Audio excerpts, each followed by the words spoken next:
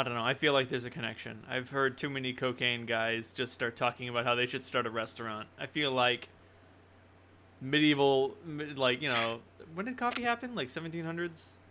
Yeah, 17th century. I think it came over in the 1600s from Okay. New World. But I can imagine somebody with 17th century tolerances treating a caffeine buzz like a cocaine high. As such, you get that caffeine in you, and then you want to go start a tavern. It's just how it works, man. And you will not shut up about it. I mean, I think that's also because of like how much cocaine is done in the restaurant industry. Circling back to the tavern thing, can I talk about how much I love the trope of destroying local economies by flinging gold pieces? I love it. It brings me so much joy. Here Like, you go, my good man. Here's 1 gold piece. Oh my god, I don't make this much money in 3 months. if they're a farmer and you're just like, I'd like to buy a bushel of your apples, and you like hand them 5 gold, they're like, this is more money than I would have seen in my lifetime. Like, I just love it. Wasn't there a dude in real life who like literally made it a hobby to like go to towns and just give them enough gold to destroy their economy? Like some like African prince or something. Ibn Battuta? Maybe. Yeah. Ibn Battuta. Oh man. Not Ibn Battuta. But I don't know his name, but there was like an African prince who like literally made it his like a habit to do that sort of Mansa stuff. Musa, the king of Mali. Yeah. Yeah, that was his whole thing. He had a gigantic caravan of gold and was like, ha ha ha, fuck you guys! Get on my level! And then they proceeded to not get on his level and destroy themselves. They felt terribly to get on his level, and he was like, well, In modern day, the habit of lottery winners to end up bankrupt it's really depressing. And he was like, what if I did that to a whole country? And they were like, my lord, the lottery hasn't been invented yet. And he's like, but I can see the future.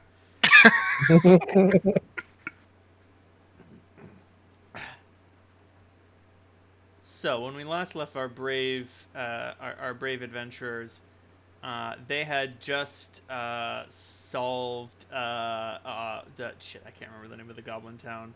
Tafford. They had just solved Tafford's grain problem by constructing a water wheel. I fucking forgot about Tafford. How did I forget about Tafford? Sometimes it's just that simple. Dear Jesus. Oh, and they also discovered a tunnel that probably leads to a dragon's lair? But there's a giant dragon's head fire-breathing trap, and it will kill you if you go through it. And the dragon will definitely kill us if we get by it. If you could make it through the rest of the traps in the tunnel, the dragon would definitely kill you. If it's really a dragon. Well, I think Ronald admitted last week is initially it wasn't, but then afterwards he retconned it. Yes. You can smell the... you know what Zodru is like? Yep, smells like dragon. And none of you know what dragon smells like, but apparently he does. Apparently it's that. Whatever that is.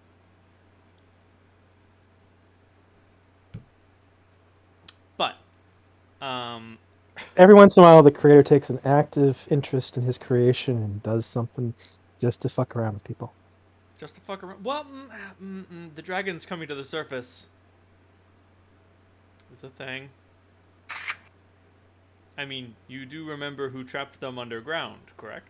Mm-hmm. Mm-hmm. And you know that he's not here anymore. Mm-hmm. Oh, man. And I also remember the epilogue. Yeah. Maybe his word is reaching the underground that your boy is gone. It's free real estate. Real estate. Well, it was Gemma's bag, but even so, I'm sorry, I'm pretty sure Holt has been way too busy with the whole Blood War thing to go reinitiate negotiations with the dragons. Well, I mean, as part of the epilogue, he met with Tiamat and said, I'm not going to stop your children from going to the surface. And she thought that was very sexy of him. And then they fucked. And then there was demon dragons at the second battle of the Seven Winds. Right. I totally spaced on that. Well, no matter what, my bases are covered. Yep.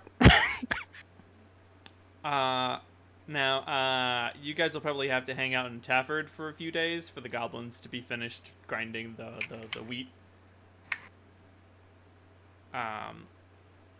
That's fine. That sounds like time for Derzul to get in some more practice. It does. Hey. You may transfer Whap, one whap, level whap. of Inquisitor to Monk. Oh my god, I'm gonna have to spend the whole session doing that. Can I just do it between this section and next section, Oh yeah, please? you don't have to do it now. Okay. Cool, but yes, No, you next have session to do I will it now. be... Anything else would be breaking the integrity of the game. Okay. My game integrity. Cool. Yeah, no. That's a great thing to do. If any of you guys want to ask the goblins anything, you may.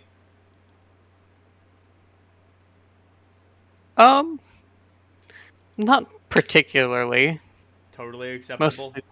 Mostly just keeping out of their way. Like, Harlan doesn't have anything specific he wants to ask the goblins, but he is, like, curious about them and would like to, just, like, hang out, chit-chat with them. So you get an appraisal of Goblin Society. Goblin Society is very much like, human society. Except there's a much more powerful community and a whole lot more sort of individual expression. Like, Harlan thinks that's really neat. like fashion doesn't exist with goblins. Like, nothing goes in style and out of style. It's about what you want to wear and what looks fucking cool. So, like, some goblins just wear robes because robes are awesome, and some goblins are, like, dressed up like normal gentlemen, and others wear, like, pajama onesies because that's just what they want to wear. I want to wear my blanket. Then do it. They like to work hard and they like to party harder. Kind of people. And they usually keep strange hours. As such, that water mill runs 24 hours a day. They have 4 shifts of 6 hours. Because goblins don't sleep that long. Like, now that they're not hiding in their houses so that they don't ruin the game, so to speak, they're just like, yeah, party time! I love them, and I want to do everything I can to make their life wonderful and beautiful. Like, just as chaotic as gnomes, but less magic. Instead, I love them. Instead, you get fucked up weird construction projects. And drugs. I imagine drugs. Oh yeah. Weird engineering, weird alchemy. Yep. Pickling. I imagine they ferment and pickle everything. Everything. I love it. Including each other. Hey man, it's just a You got monster your pickled puzzle. pumpkin, you got your pickled parsnip, you got your pickled parsley, you got your pickled pickles. I'm just saying, Brian exists for a reason, and we're not going to stop here.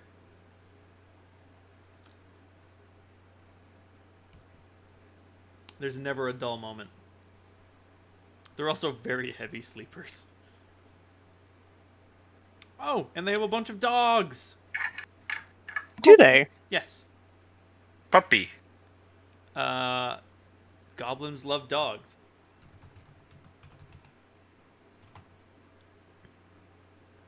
What are goblin dogs like? Well, they look really fucked up, weird, and fierce, but I don't like that. Like, this is the example image of a goblin dog. Are they real goblin dogs, or are they, like, just regular dogs? I'm gonna say that they're just regular dogs. Adorable. But, like, because of a goblin's size, they can just ride a German Shepherd into combat. I was about to say, that looks like a propaganda image for when people think of banning pit bulls. Exactly. Seriously? Like, straight up. That being said, militaristic goblins, they are jealous of horses because horses are bigger. So they specifically created a weapon called the Horse Slicer, which is designed deliberately for killing horses. Perfect. And, Not hard to do. and thus the writer as well. Well, I mean, probably. Here's the anti-goblin dog propaganda. Aw, That's perfect. Stay away from baby. my baby. I love it. Stay away from the baby and nobody needs to get hurt. So is the baby like the size of a goblin? Is that like about the right size? A goblin would be bigger. That's like an actual baby-sized baby. But like Oh, a okay. goblin riding a goblin dog looks like... It's a very buff pit bull. Yes. Shit. Like, this is the goblin to dog size. Okay, so not much bigger, but still bigger. Right. Wow. Yeah, that's true. A goblin is only like twice as big as a baby. That's weird. Anyway, without further ado, y'all head in a Armstrong like direction, escorting a wagon filled with sacks of flour.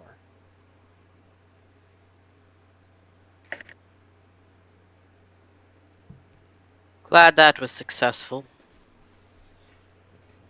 That was Yeah, that honestly wasn't too hard. easy. Kind of fun. I'm glad you knew how a windmill worked, Harlan. That's just a big old wheel. Like, That moves another wheel, that moves another wheel, and you're able to explain it in a way that their heads could understand. Harlan gives a big smile. Sleepy. Oh. Okay. Yeah, totally simple. Yes, Harlan. You were an excellent educator. You're great at educating goblins. But y'all get back on your rented horses. And, Armstrong is very confused when you arrive. Were they not expecting us to have the flower? No, they weren't expecting goblins. Oh, the Ah. goblins come with us? They came Yes. with us. Okay. I guess it's their caravan, so they're... Right. And the goblins hadn't told anybody that they bought the town. The reason the grain shipment was so important to them was because they wanted to make a good impression.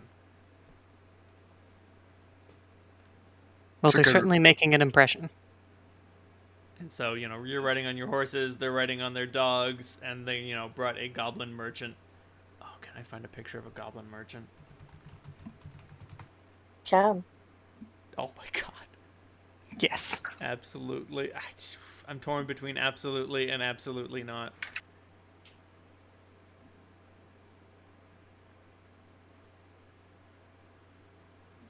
Oh no, I'm getting way too many anti-Semitic images. God Oh, damn boy. it! Here, I got you. This one just looks like a frog in a vest. Goddamn anti-Semitism. There we go. That'll do. But yeah. So, and he's just like, yes, here is Tafford's grain. Yes, a little late, but all of it here. And one of them is like, I'm gonna need some ID. Like a guard is like, I'm gonna need some ID. And the goblins pull out some papers, like a deed of ownership. A for the proof of town. sale. Right, a proof of sale and a deed of ownership, and he's just like, huh. I guess I wasn't expecting this. Always dot your T's and cross your I's, human. Dot your T's and cross your I's. You heard what he said. Harlan nods sagely. And he's like, well, welcome to Armstrong. Yes, we feel very welcome here. And the goblins, the goblins go over to you and they say, "Thank you so much for helping us with this. You want a bag of flour?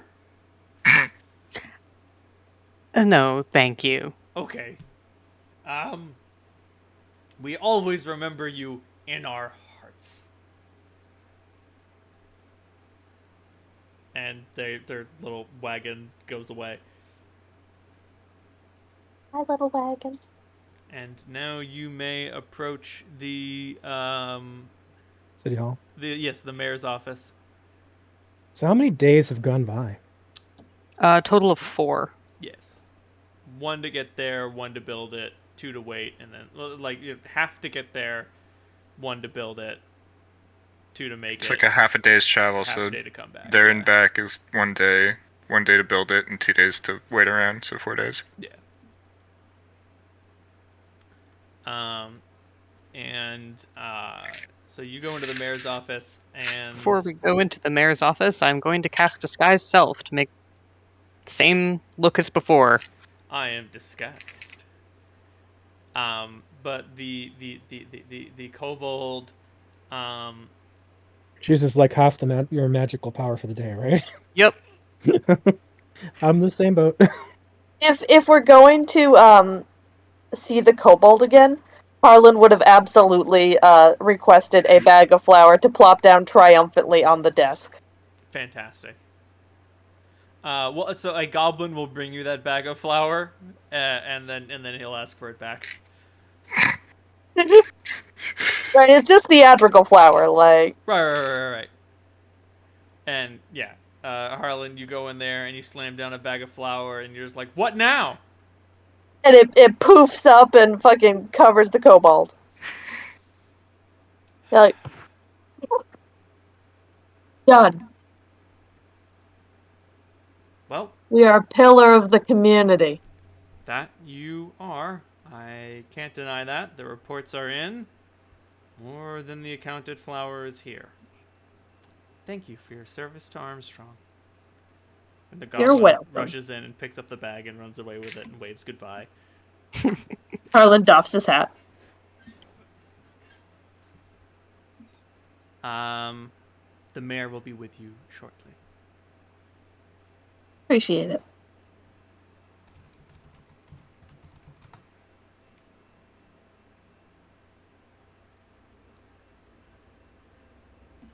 All right, y'all. Before she gets in here, how much we want to tell her?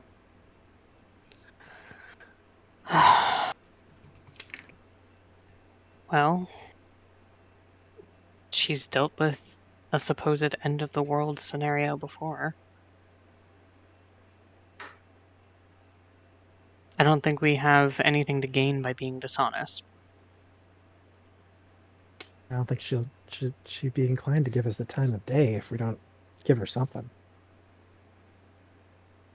So unless you can come up with a story that's better than the truth, tell her the real thing. Tell her what she needs to know. Mhm. Just that we are looking for these artifacts that the Holy Guard sold to save their own coffers, and she's the best lead that we have. All right. I trust your instincts well enough.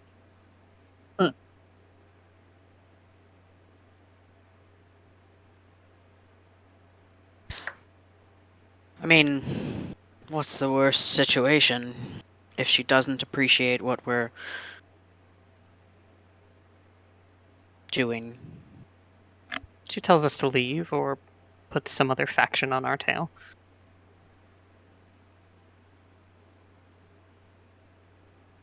We haven't had a good fight in almost a week. And we're not going to start one here.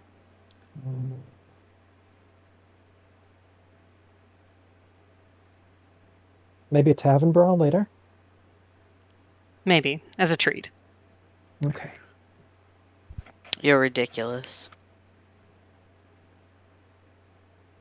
I'm just keeping morale up.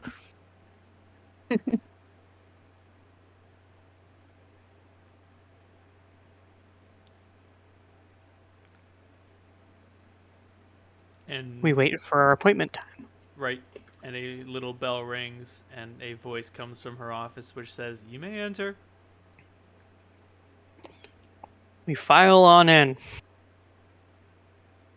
We sure Inside, do. there is a half elf with a pixie cut at a desk.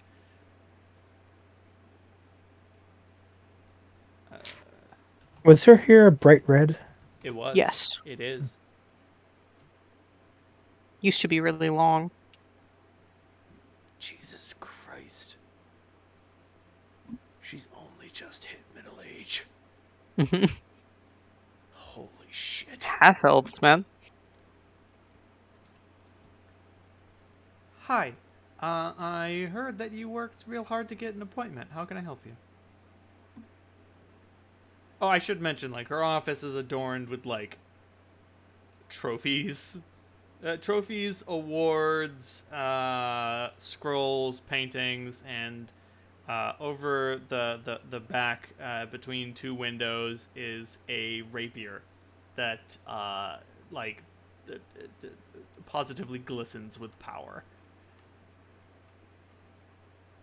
Oh.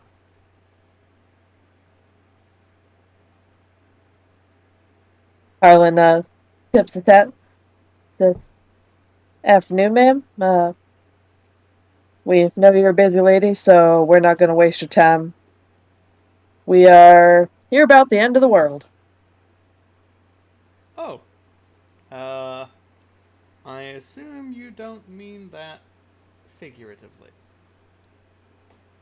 I wish it was metaphorical, but no, it is a very real and very impending. Uh, you're familiar with Marduk? Quite familiar, yes. Good. My father was the leader of the Holy Guard before things started falling apart. And you know better than most how important Marduk and that balance is to everything in this city. You are not wrong. And I don't just mean Armstrong. No.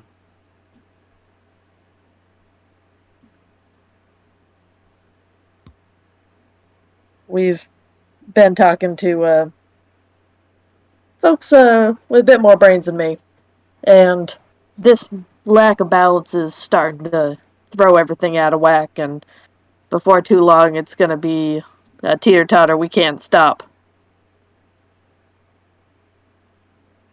So we're trying to get somebody else on the throne, just,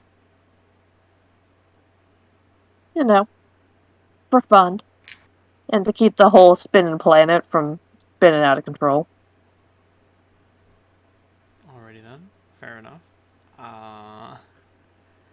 What do you... Okay. Well, I failed to see exactly how this is necessarily a problem. A successor to Marduk's throne will rise. This has been prophesied. Absolutely. But you think prophecies just happen because we wish and say pretty please? Like, you gotta act to make those happen. That's the whole point of creation, isn't it? Fair enough. But that would require someone who was thought to be a suitable candidate. It would, and we're looking. Fortunately, that's not what we're here about. You said your father's part of the Holy Guard, and knowing that, how at the end they had to sell off a bunch of artifacts just to try and keep themselves afloat. Yeah, I was against that decision. Father I can was see why. too dead to be against it. They do that sometimes. I suggested that we simply move to a smaller location and take the artifacts with us. The grandeur of a cathedral is nothing in the face of magical power, especially considering what we were selling. Now, I like that pragmatism. We I was there at the auction if there's anything in particular that you're looking for. I was hoping you'd say that. All right. And what are there specific things we are looking for, or more like just in general? It is Like, are we looking Marduk's. for the swords? It is Any and all. Marduk's. Yeah, it's Marduk's swords and his armor. All right. Well, I'm gonna ask after the big ticket items. You see who got the swords and armor? In a manner of speaking, there were 3 major competitors for the powerful artifacts. There was a representative from Ankara and a representative from Janam, and then there was a third, a bugbear, representing a silent client. Huh. And they conspired to preserve their wealth. They knew that any of them could they knew that any of them could try to outbid the other, and so they agreed on a fine price for each of the artifacts. One sword went to both Ankara and Janam, and the silent partner took the armor. I don't know where the armor is.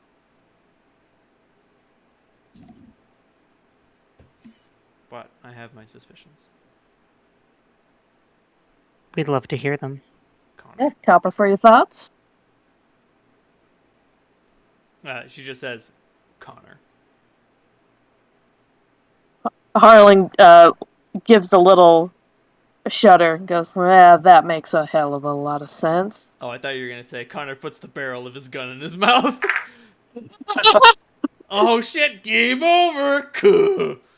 I fucking fillet jury.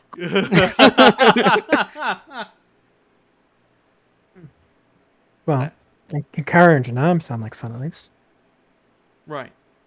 If you're going there and you mean to put a proper candidate on Marduk's throne, I can arrange to get you a ticket with the Moloch Express.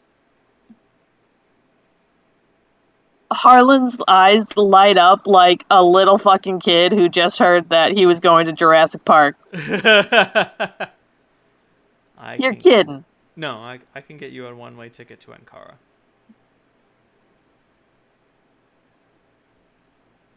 Is that one of the airships? Oh, the Moloch Express is a train. It's a train. It's a choo-choo! It is a locomotive.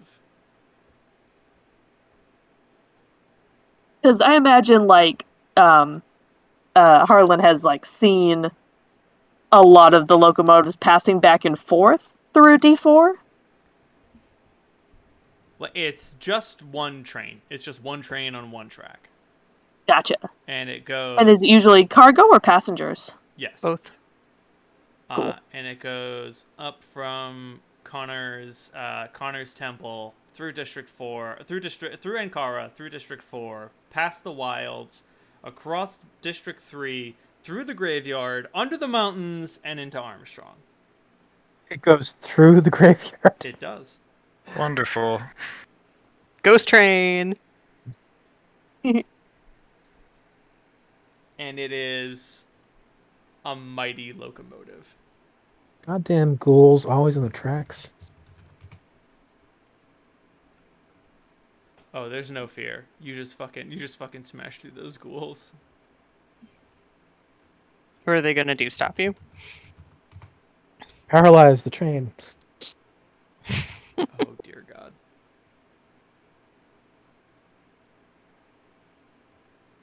Well, you know these sellers better than we do. Any words of advice for negotiation, or if negotiations go south?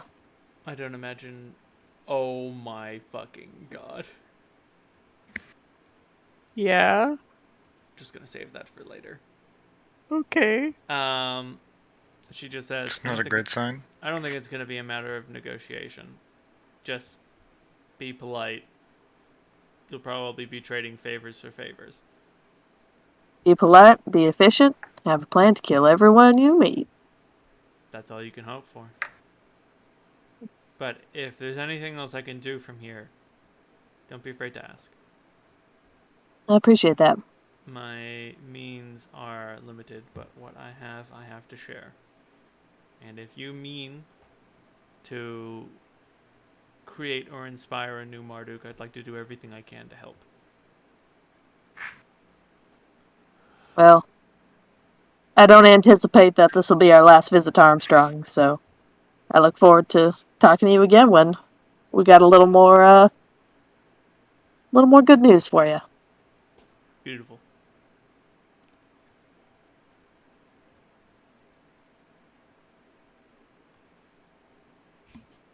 Is there anything else you needed? Just the Appreciate ticket, it. and we'll be on our way. And she gives you a ticket. It's warm to the touch. I think I just heard the doorbell. Hear me? Doorbell. It's the axe murderer at last. Thank God. Can you visit me next? Yeah, he'll be right out there. It might take a while. That's the walking distance from here to you. From usually New York work. to fucking Oregon? I don't fucking know. It'd take you fucking months to walk that long. Hey man, You the are axe in murderer is Oregon. like the wheels of justice. They grind slow, but they're turning. Sorry, I'm in Oregon. I don't know where Oregon is, but it's not Sorry. here. It's an 843-hour walk. Holy shit. Axe murderers tend to lurch too. Yeah. So it'll take your average axe murderer longer to get here. Yeah, like a year or something. How much is 840 hours? Just divide it by 24 and you'll get how many days that is. That's only 35 days. It'll only take them a couple of months. They kind of lurch quickly though, thinking about it. I mean, they're lurching, but somehow they always keep up with the people who are running away from them. It is funny that. They just casually walk after you, and then next time you turn around, they're there again. The Jason rule. They don't need to, like, rest. Have you guys seen, what the fuck is that movie where, like, you have sex, and then the thing comes and, like, tries to kill you? It follows. It It follows, yeah. One of my all-time favorite movies about a sexually transmitted disease. The other is, of course, Rent.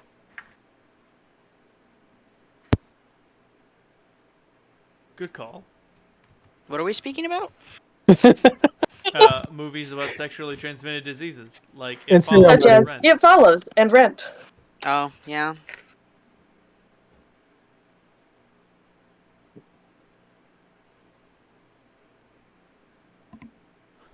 I am back. Cool. So do we leave? Yes. Are we still there? Okay. I would say you wa- can keep chatting with Fahalewelin as long as you wish.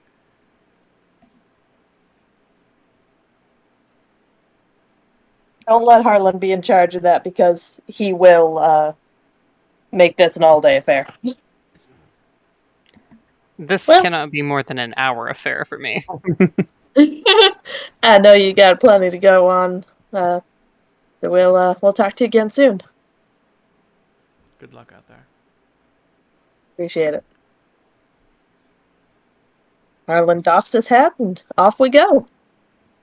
How about say, do you all go to the train station? Not quite yet. Yes. Oh, Everyone's like, I am so excited for this train! Harlan Grabs like Harlan by the whips around. collar. She's No, not bad looking for It's old broad. it's the fate of the universe. Look, Yeah, and if we drop dead from malnutrition, that will also be the end of the universe. Oh, I should mention the ticket is for luxury lodgings. That's very nice. All well and good. I'm going to go be responsible. Give me an hour. We doing a resupply? Yes.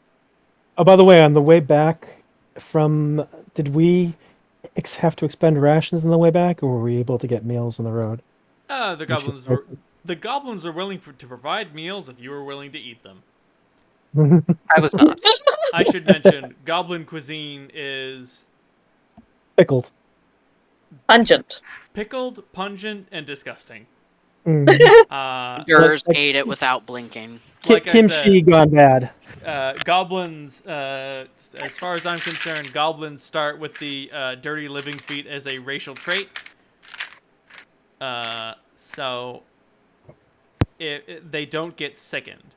That just doesn't happen. And when they would be nauseated, they get sickened instead. They just... Filth? I fucking thumb my nose at filth. I don't give a fuck. I imagine that there were actually some bits that Harlan really liked of the goblin food. Oh, yeah.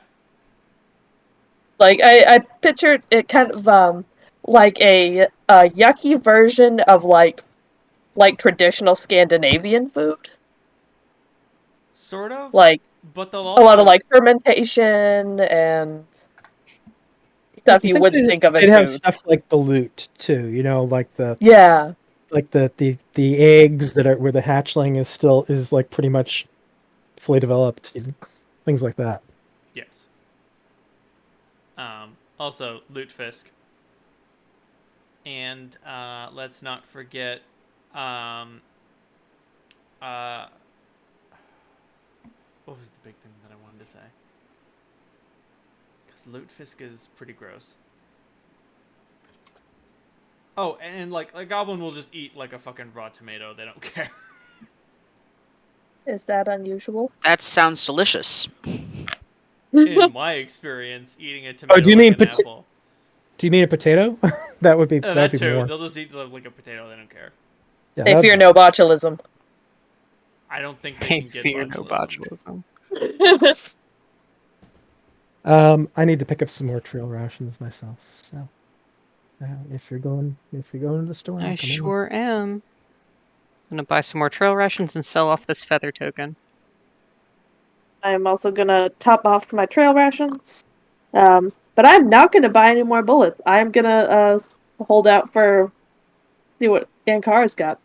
Apologies. Prices on trail rations again. 5 silver pieces for trail rations per day. Yeah. Okay. I'll get 2 more.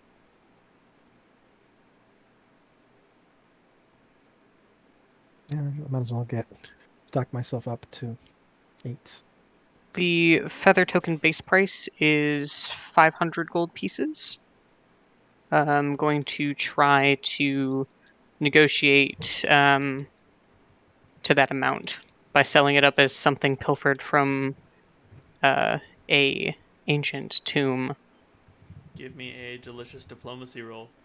Actually, hey, before we do that, could we find out if there's like a sort of a kink community in this place? I mean, you might get more money from them. I think This place that is so if, vanilla it hurts. Oh, and if boy. anyone knows about these tokens, they'd know that it's one use only. I feel like the people of Armstrong fuck with the sheets on and the lights off. Oh. Ugh. But we found that one temple. Oh yeah, but like a temple to Lila is very different than like what the normal people do. It's confined to that space. Especially adherents of Hieronius. If you worship Hieronius, you fuck only for procreation. That's the saddest thing I've ever heard. Oh, fucking, let me hit you with that Protestant work ethic. So they're willing to pay 300 for the feather token. I'll take it. And they figure they'll break it down into something else. Works for me. Anything else? Nope, but we will definitely turn in our horses, so I'll adjust that in our party funds. This store we're at, do they have any kind of magical, like particularly potion type stuff? Oh yeah, they definitely have potions. Any potions of like I have a good supply of just regular potions of healing. Any potions of greater? Moderate, yes. How much do those go for? Whatever the listed price is, cut in half. Okay. Because potions are stupidly expensive for no fucking reason. Given the fact that our healer is having a midlife crisis, need to stock up. I don't know what you're talking about. It's fine. Plus 281. Yeah. If it makes you feel better, I'm straddling the fence about actually keeping my 3 levels of Inquisitor so that I can keep a couple health healing options open. So I mean, just get a cleric, buddy. Mm.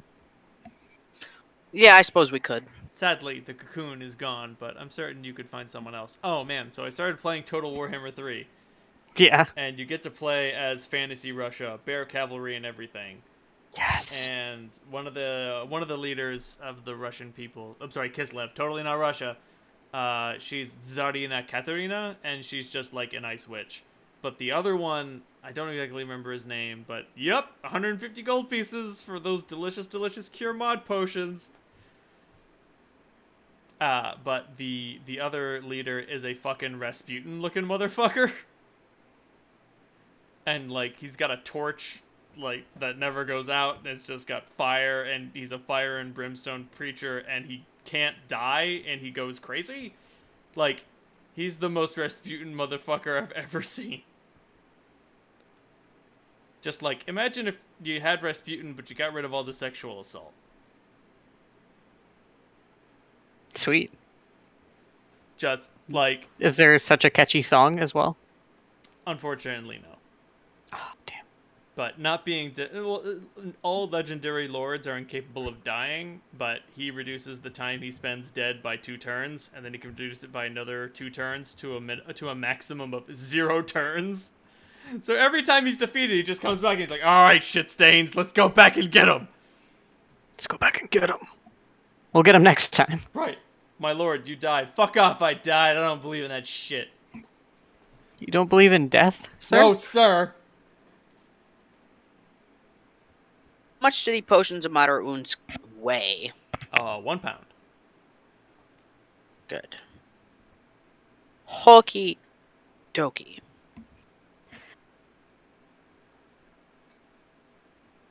And they're 150 apiece. Is that what I heard said? Yep. Yep. Sweet. Which still feels criminal considering the cost of creating them.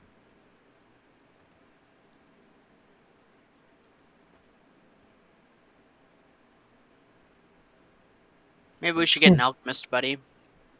Not a bad idea. not a bad idea. I mixed this grass with my spit. It'll cure your wounds. As long as they're not a goblin. It's my one request. Got Yeah, some I trust good that. news. Put some Windex on it.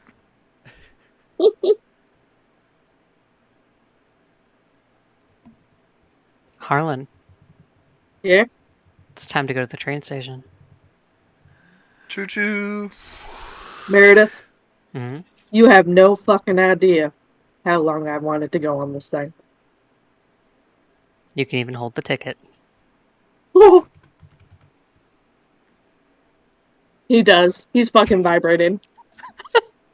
Did you say it goes through the wilds? It Around. skirts the wilds. Skirts the wilds. Okay. Like So I wouldn't have seen it probably. there has definitely been elven protest about this, and Connor has repeatedly stated, if you look at the property lines on the maps, you can clearly see the train does not enter the wilds, which means you have no jurisdiction here.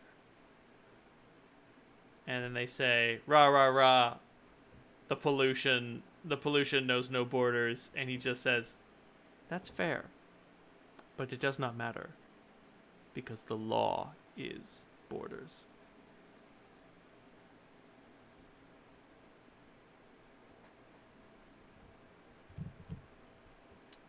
But, by all means, all aboard the Moloch Express.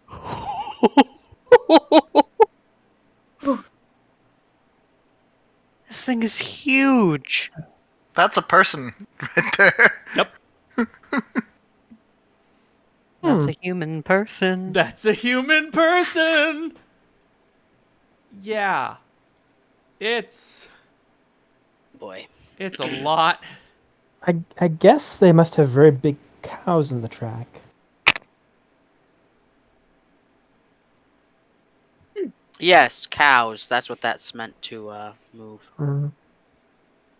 This is a little bit more intimidating than I pictured. Not so big when you're looking at it from far away. It's been a long time. And I should mention, its horn sounds like the bellowing from hell. This thing is a monstrosity. Uh-huh. Isn't it smells grand? Really, really bad. It's something. Um, Glad we don't have these in the Hell Jungle. Yeah. I pray we never get these in the Hell Jungle. It would get in a fight with a dinosaur regularly. And it'd lose. It would.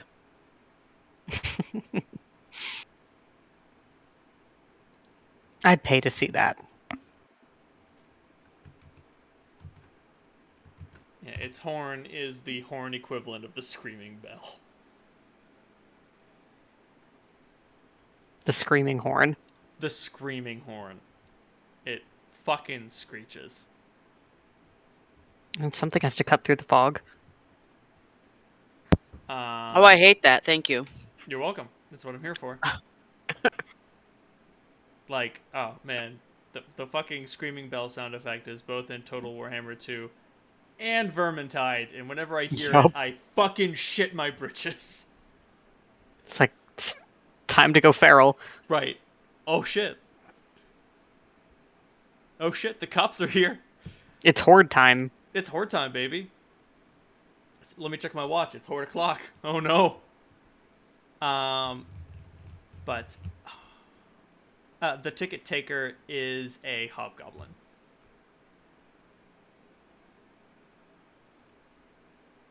Merlin happily presents the ticket. He takes it, punches it, and hands it back. Oh shit, I get to keep it? In fact, you Oh. must. Dear God. Does the ticket specify 6 people? Yes. Mary is with us, just for quiet, right? Yes. She was not willing to be like, hey, I am the ordained saint. She's not there yet. We'll get there. We'll get there. It's okay. Neither are we. Fair enough. But, yeah,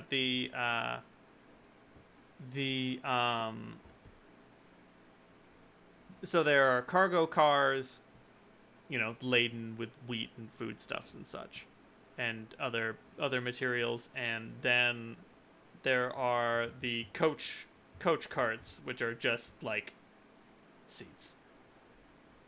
I hope you like church pews. Oh, and how does this thing work? Is it like some sort of elemental inside? I mean, what does it do? Unclear. I mean, are you asking the party? I was asking Harlan specifically. Harlan, give me a knowledge, architecture, and engineering roll. Sounds good. Mhm. Sorry, I was muted to eat my burger without munching in y'all's ear. Oops, sorry. I just ASMR. chew in all of your ears, so Mm. Oh, you're Your welcome. mic hasn't picked it up yet, so. Oh, that's- I have Harlan just no seemed to be- idea. Harlan seemed to be the most likely one to know. So You gotta chew louder. Harlan just looks at Cass and just gives a shrug.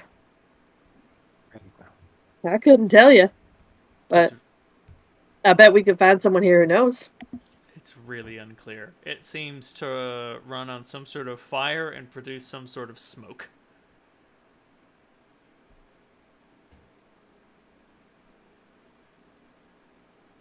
Well, it definitely smells like crap. Well, they're burning something.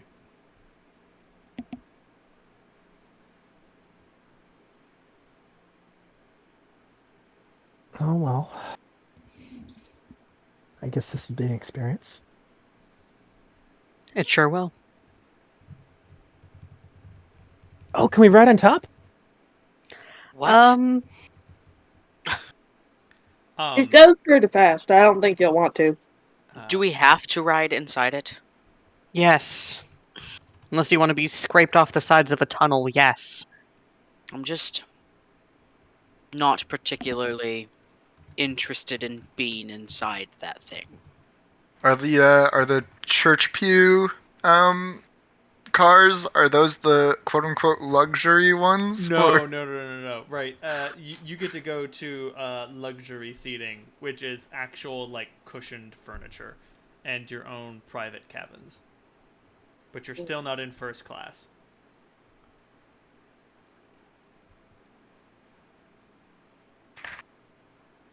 How much is a first class ticket upgrade? More than you can afford. I don't know. I have a fistful of platinum. It's a No, first Spaghetti class is Western. like extra dimensional mansions. Whoa.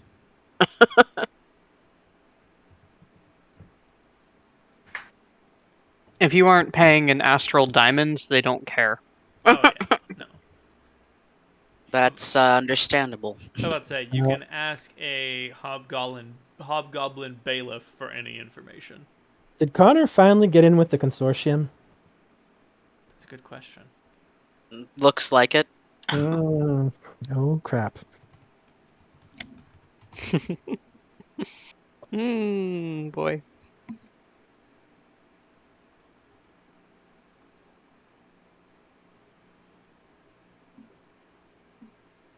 Nope, just gonna enjoy our nice little cabin. Mm-hmm. Look out a window. Are there windows to look out? There are indeed. Okay. I'm still uncomfortable. I'm less so.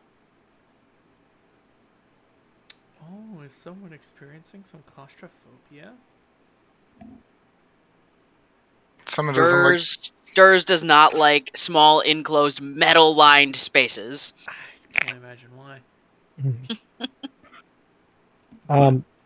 Cass is a little bored to start off with, but then once it starts moving, she gets very excited. About to say, as the Moloch Express begins to move, you can hardly believe that whatever is fueling it will be able to move its bulk as it begins moving so slowly. Is this what's gonna be? Does it go the speed the entire way? Well, so it eventually starts miles. picking up speed. It's hardly an express train. Just wait. And it starts going faster as it accelerates more quickly and more quickly until eventually, after 5 minutes' time, it's moving approximately 220 miles per hour. God damn. Zoom. Zoom, baby! Yeah. Blink and you'll miss the graveyard. Cass is sort of like pressed up against the window. The world is going by in fast motion. I imagine both Cass and Harlan like squeezed against the little porthole, like, wow! Jumping up and down a little. Uh-huh.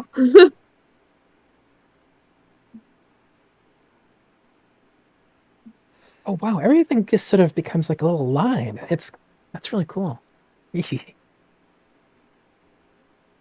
All like soft and fuzzy. Oh man, Derzul, things get bad when you go into the tunnel. I don't really care for this. Your cabin is basically lit only by a dark light. Thanks, I hate it. In a set of tunnels which looks frighteningly familiar.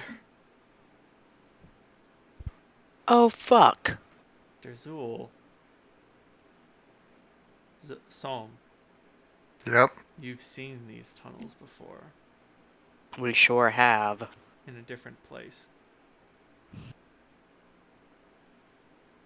God damn it. The place we went through the first time? Yeah. Okay. It seems as if they were reclaimed. Or at least the tunnels up here. Who knows how many miles of these tracks stretch beneath the cold earth into the depths of the mountain. I imagine the thought must pass through your mind of, oh my god, what if this thing had come by while we were walking through? I don't like this at all. You'd go squish, that's what would happen. The Moloch Express stops for nothing. That's why that big spade shape is on the front. I don't know if we could have avoided something going 250 miles an hour either. Like, that's too fast to simply step to the side and hug the wall and pray. I was about to say, at that point, the Depends air... on if we felt the vibrations first. Yeah. Well, even if you stuck your body up against the side, it's moving so fast and the air is whipped up you so along. much, you may simply be pulled into it. And if you go under the wheels, it's all over. Mad Max style. He went under the wheels. It's a good thing it wasn't running that day. Or those 5 days, or however long it was. Those tunnels don't seem to be in use. The ones that you These went ones through. are just similar. Yes. But With dark vision, am I able to see any of the details of these tunnels? Any signs of like life or anything no, down here? it all just moves too fast. It's all just a blur. Give me a perception roll just in case. You never know. You never know.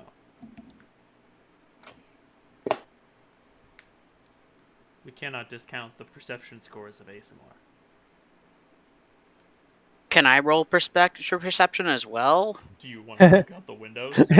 Yeah! 22. Roll it. Alright. Yeah, anything to, distract myself from being stuck in a metal fucking box of death. Yeah! 31, baby! Ooh, that's what we're talking about. You might regret that high number.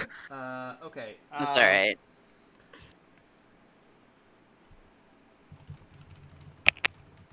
So, Oops, put on the wrong chat. oh my god. Perfect.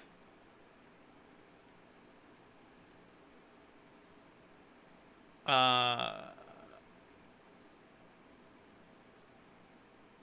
no, this is perfect. So Cassandra, you don't see it, but Derzul, you see flashed for just a second down an adjoining tunnel that the Moloch Express does not go down. A series of electronic lights casting a sinister shadow. Don't like that. Do you mean to tell me that there are things that live down here? I assumed, but boy oh boy am I not happy about it.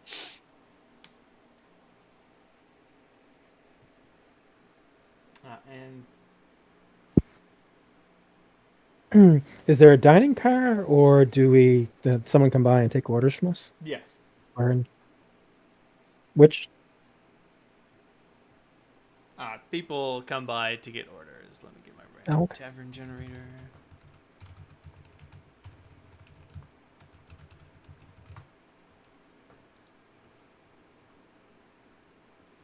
We've got shallots, eggs, leeks, stew, mutton, cheese, pork, dried peas, cider, ale, stout, and beer. Ale, no raw fish. My condolences, madam. But unfortunately, we have been unable to ensure a steady supply of all of the edible amenities you might desire. Mutton then. The snart.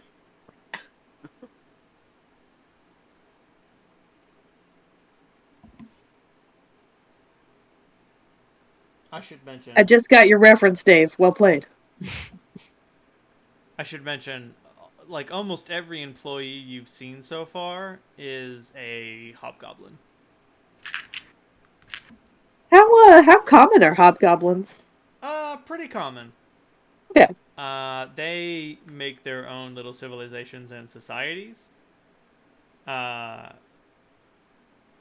and goblins are somewhat upset because they are not the same species. They're not related at all, and yet people confuse them all the time. Made quite possibly all the more perplexing because they share a deity. I imagine it's kind of like when you have to specify, oh yeah, that guy's Indian, like from India. Right. Dot or feather? Dot. And I should mention that just for the sake of simplicity, bugbears are an offshoot mutation of hobgoblins. Every once in a while, instead of a litter, a hobgoblin mama has one bugbear. That makes perfect sense. Do hobgoblins culturally tend towards organization? Yes, they tend deeply towards law. Their utmost value is privacy. When you go to a hobgoblin town, none of the houses have windows in them. Nobody would want anyone watching what they were doing, and more importantly, no one would want to see what someone else was doing.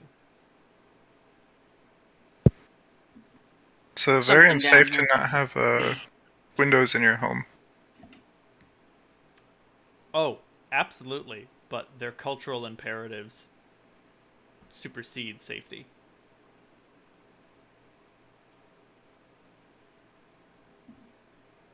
Well, gotta say, Harlan, this is actually kind of fun. I mean, I kind of want to go outside, but I'll wait until we're out of the tunnel, just in case there's I think something. that's a good idea. Yeah, it's a little weirder than I thought it'd be, but it's pretty neat. Really fast. I mean, that's just. I don't think I've ever moved this fast. And I Right? mean, Like I've seen it pass by and I knew it was fast. I mean, I watched it, but it's different when you're on it.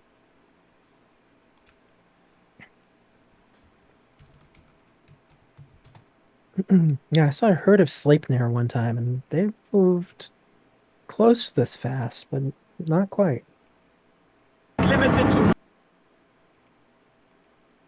How you holding up there, Durs? This is just the most fun I've ever had in my entire life.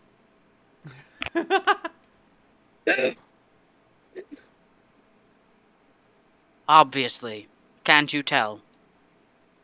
I can tell you're just jumping for joy. Hmm. Well, we'll You be know, out of here far sooner than if we were walking.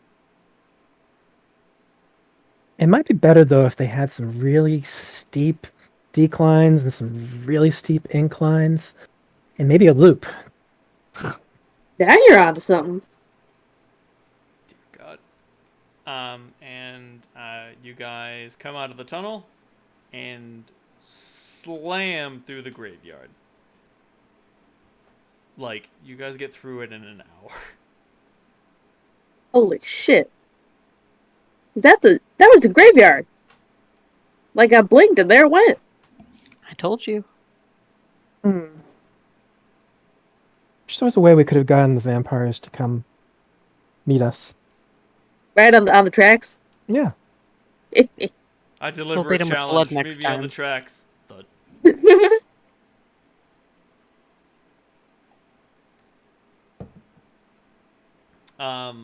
Cass, you and Duzul both catch a ghoul flying by the window. Mm-mm. Wow. How many? I guess that was just one. A lot of pieces, though. Maybe it was two? Dear God. Sorry, I'm watching a video of what it means to go 220 miles per hour because these two Oh. assholes are racing on the highway. Jesus. Mm. I've been on a bullet train. It is freaking crazy. So, Super quick. Very. But you guys get through the graveyard, and it's nothing but green plains as far as the eye can see.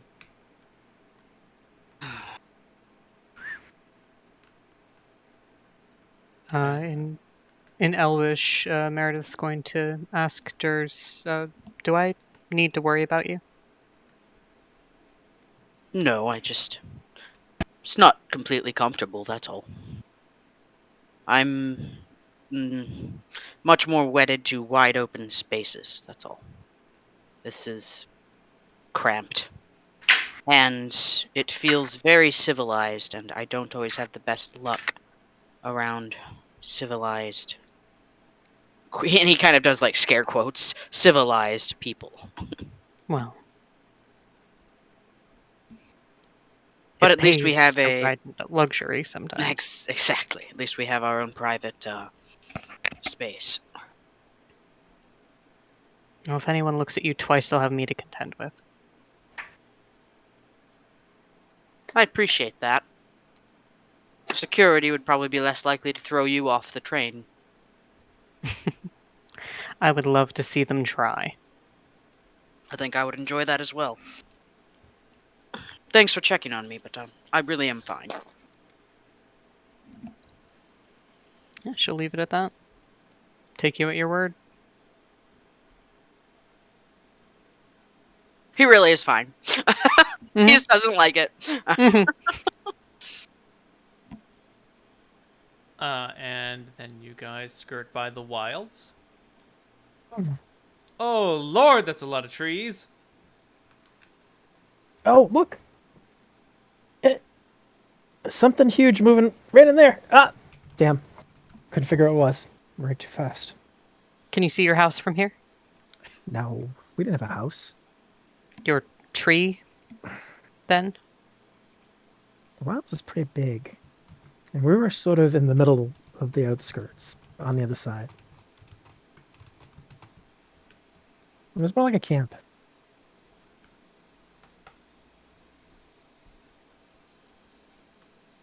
So you lived in a tent for a few years? Yeah, we had some tree houses, we had some cabins, a bunch of lean-tos, tents, a mix. I had a tree house. Of course you did. Well,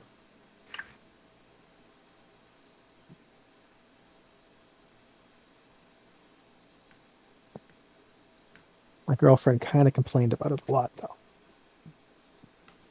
Well, I imagine that ascending a rope or a ladder or whatever you had wasn't easy after your nights of debauchery. Mm.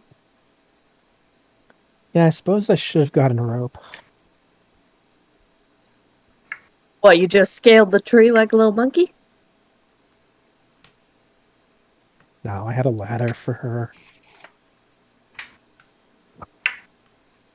So considerate. Mm.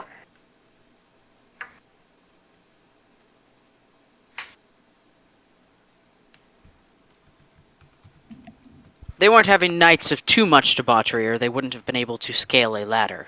Tersul chimes in without looking away from looking out the window. I was just thinking I'd probably break my damn neck if I woke up in the middle of the night to take a piss. I'm just saying, you ever send someone home walking funny? Yeah, we usually when we had orgies would camp out. Maybe next time you should install a pulley system. Repurpose the sex swing. So when you guys reach the wilds, there is a stop, and you get to see someone who's going to first class. Oh. What do they look like? Ooh. They are an elf dressed like a Romanov. You would guesstimate that they are wearing approximately 14 pounds of diamond. Wow. I should mention, A decision. when the Romanovs were being gunned to death, some of the bullets got lodged in their clothing because of how many diamonds were in their clothes. Like, that level of absurd opulent wealth. And they are flanked by 4 guards and 3 masked admirers.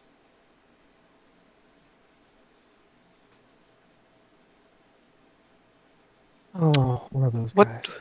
What are the guards equipped with? The guards are equipped with long swords, bows, and mithril chain of various enchantment and power. Oh, dicks.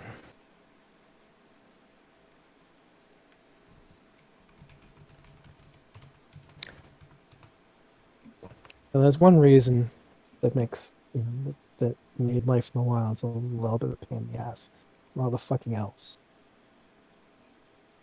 I mean, we got some nice folks who lived with us, but the ones from the city, oh my god, terrible. Guess when you live forever, you got some time to accrue some wealth. You're not wrong. Well, yeah, get into everyone else's business too.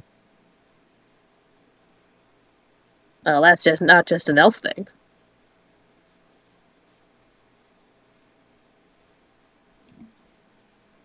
I can't say I've met many full elves. Plenty of half elves in the district. World Bazaar.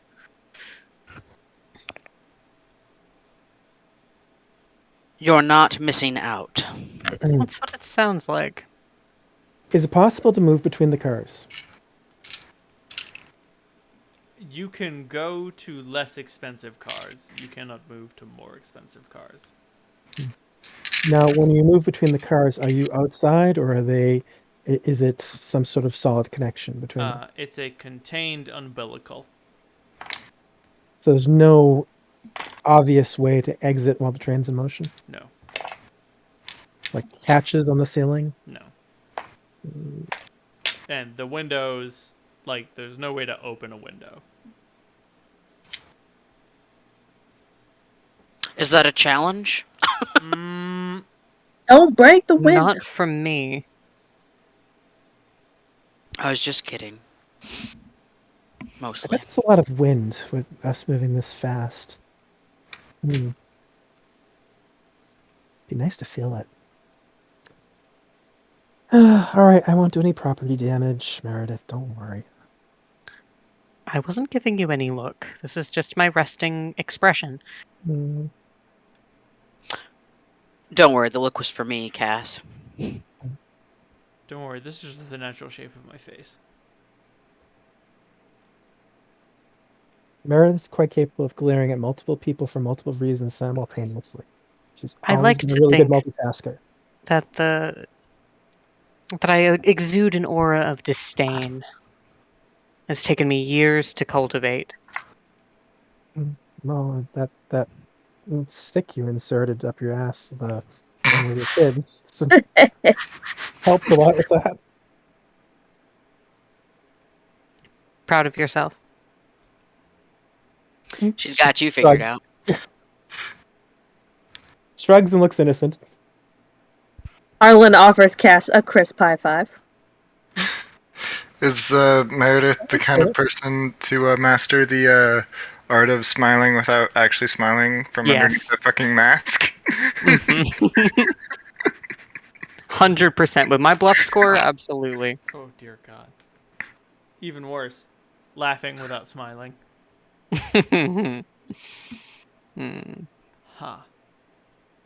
Ha ha ha ha ha ha.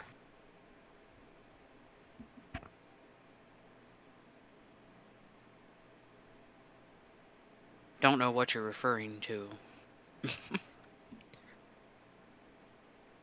Someone's got to be responsible, so it might as well be me. Well, I guess the question is, what are you responsible for? Probably something bloody. Yes. And responsible for making sure that you don't break a window on a train going 200 miles per hour.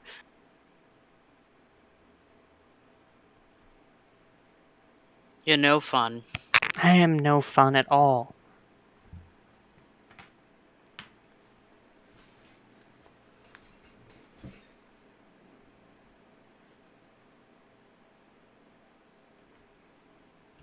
The instant you stepped into this completely cabin, true. no fun zone. That's completely true. Meredith can be fun sometimes.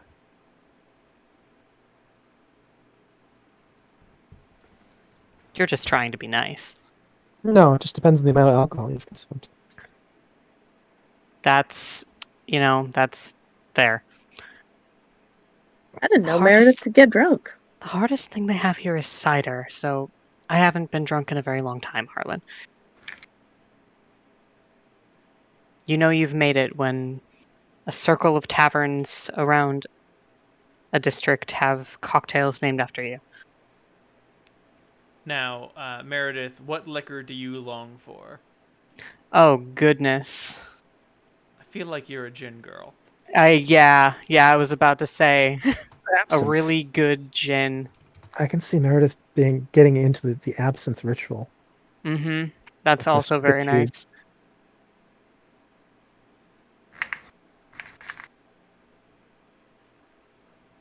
Cass is definitely a bourbon girl. Also schnapps. Or aquavit.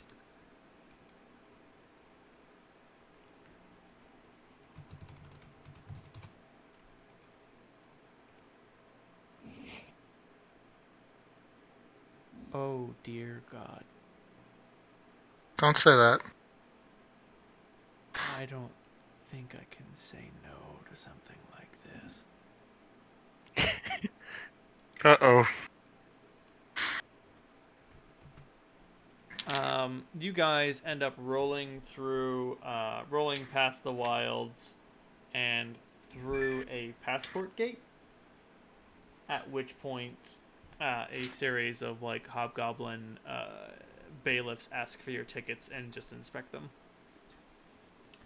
And then you see it there on the horizon, spiraled high, gleaming chrome. Ankara, the seat of the Metal Mother. She will bear the burden.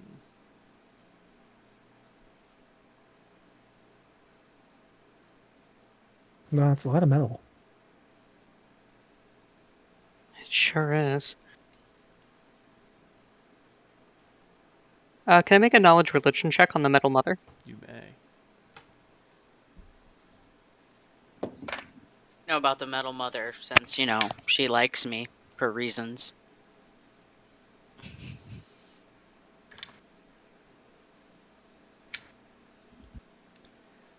The Metal Mother is a new, seemingly counter Gaia religious figure. The Mother of Metal in cybernetics. Running towards the super extremes of law, right? Yes. Dear God. Everything has its place, and every place belongs to its things. I remember us accidentally stumbling into Mechanus. Mm-hmm. Well, I don't know. Did we? Or was that just... Some of It you was did. definitely Salandra and was it Clementine? I think Clementine was Yeah. there. Yeah. I don't think Holt was.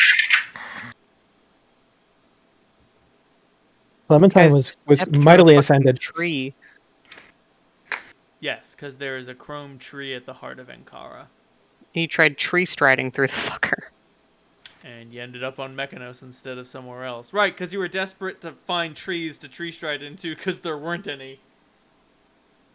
And I was like, there's a metal tree. And you're like, fuck it, I'll tree stride into it. Oh, no. You made decisions.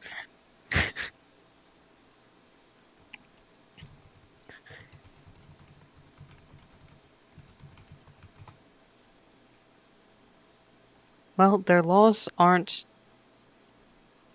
as fickle as some societies, but they are there to be followed. Lots. Great. Keeps everything working in order. They value order above all else. So this is where we're getting off, and then the other one doesn't have a train running to it. We have to get there some other way, right? No. You'll Right, have there's to... certainly a road. Yes.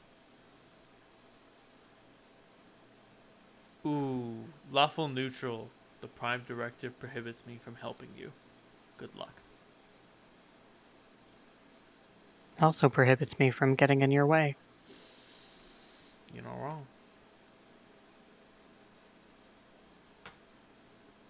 But when you get off the right, I should mention a hobgoblin maitre d. When you arrive in Ankara, he opens the door and just gestures as if to say, "You're stopped."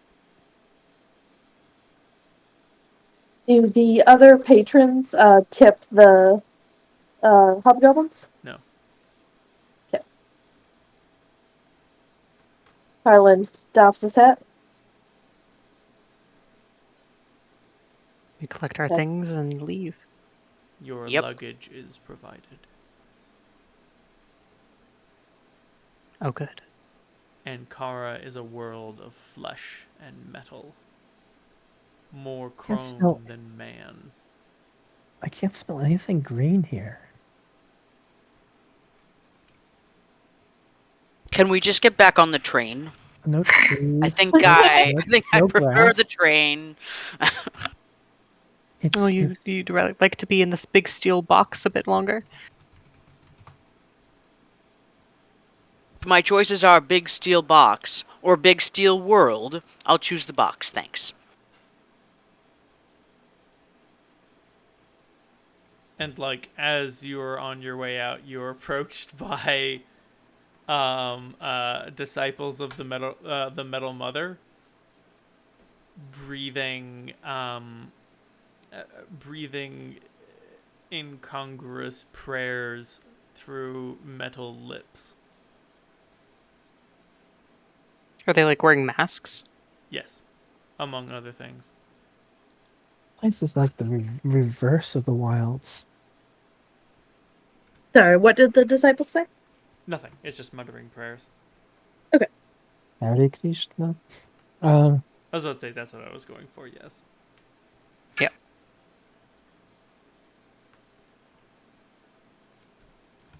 Everything in the wilds is alive in this place. It's not dead exactly, but it's yeah, Alive in a different sort of way. a fucking creepy sort of way. Everything equal and opposite. Balance, right? Hmm. You know what? The one that I posted initially is a little too like techy. This one's better. Here we go. These are the typical tech priests of the Metal Mother that you'll see. Okay. I do not like their fingers. Oh, come on. I think the tentacles are a little more disturbing. Exactly. Ah, damn it. There's a delicious. I kind of like sort of move in close to Meredith to the point like I'm sort of a little bit underneath her arm, sort of like just looking around at this place, my eyes flashing back and forth, like hackles raised.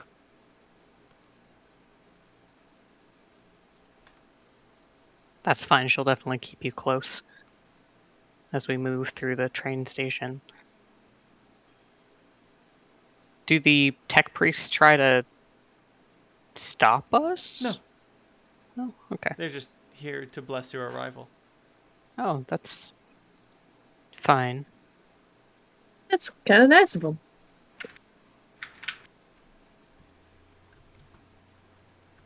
I'm blessed Is- enough. Is there a like an information area? Yes.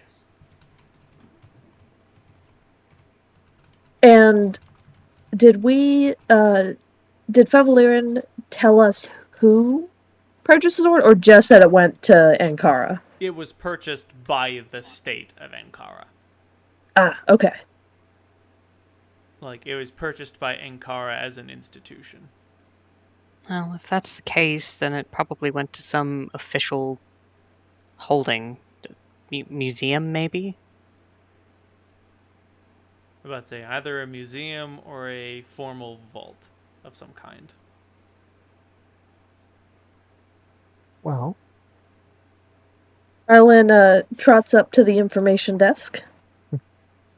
got- The information desk does not have a person seated behind it. It has a screen. He looks at the screen and says, "Hello." It does not appreciably respond. Oh god. He touches it, I'm about to say it is in fact a touch screen. like he taps it like with his palm. When you look at it, there are a series of languages, language names written in that language. He touches common. And you get a search bar with an alphabet.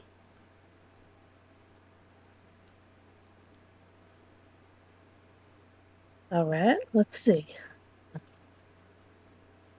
Try that? entering. Marduk. M-A-R-D-U. Harlan, you're killing me. Is Harlan the kind of is like hunting and pecking on the fucking digital keyboard? Absolutely. He's definitely. Oh, he absolutely is. Like he has no idea better. Here we go. Why aren't these letters in the right order? Found the meme. Right? I was Why are looking they for. all not in alphabetical order? That's what the hell. So They've replaced M and N with each other. So are you a man or a woman? I am a Magus Dominus of the Adeptus Mechanicus. But what gender are you? The flesh is weak.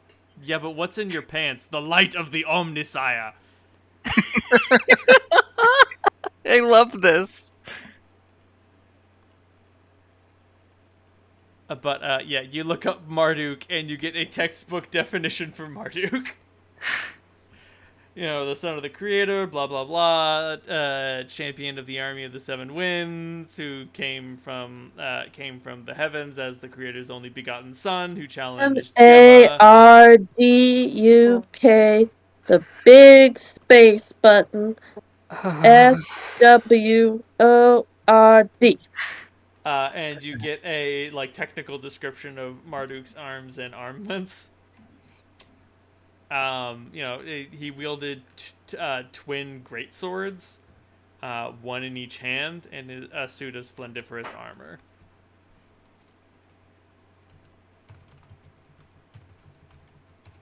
All right.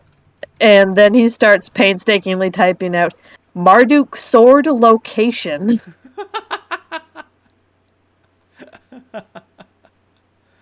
Oh god. M-A-R. Yeah, you Gog- get a Goggle it, duplicate Harlan. Goggle search. it. Can a Psalm go to like a neighboring? Is there a neighboring tablet? Yes. Can Psalm go to a neighboring one, and type in it wants to Psalm's gonna type in Marduk, and then it wants to figure out Marduk's sword name. He didn't name his weapons. He didn't? Nope. Oh, okay. Guys, why don't you check to see if there are any museums or collectors on record.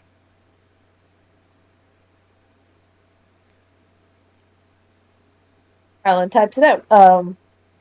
Museum. Ankara Museum.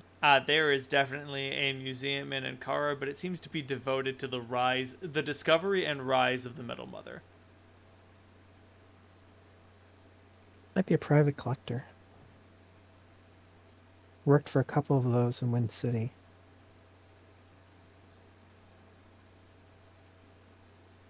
Would this, so if it's a private collector, information, a kiosk about information on the city might not have it? No.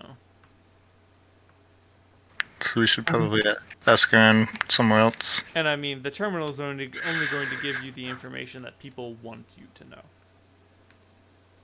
We need to find an information broker or maybe a university.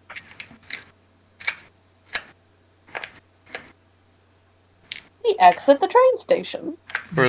Or we could go and check somewhere on the on like a black market or something. They might know. Part of me thinks that it must have had to be imported, so there would be a record of its transfer here, being an artifact of extraordinary power. But then again, a person with the resources to purchase such a thing might be able to sweep it under the rug. Yeah, they might not be able to, or they might be able to pay off custom agents and the like to get it through. There is People a do that kind of for far worst less. case scenario, and that's kind of, there was a little bit of an implication that it might have been representatives of the government itself here. And what, they melted it down? No, I mean, just that they're hard, it's going to be a little bit tougher to get access.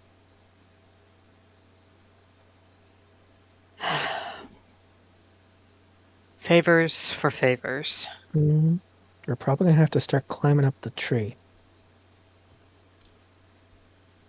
Sorry, I know you don't like that.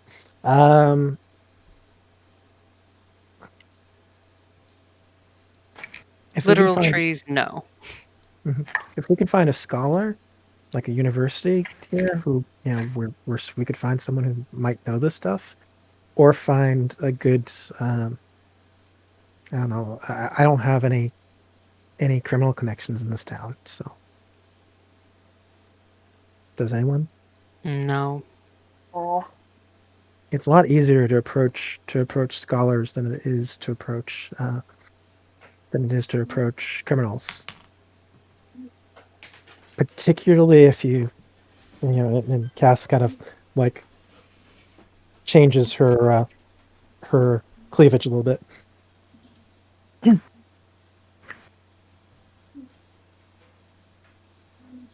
I mean, between Yumi and Derzul, we've got most tastes covered. You make a good point. No one's gonna say anything. And some people like old people too, so Harlan might be useful. He gives an exaggerated wink. One might go as far to call it a wonk. Oh, wink, wink.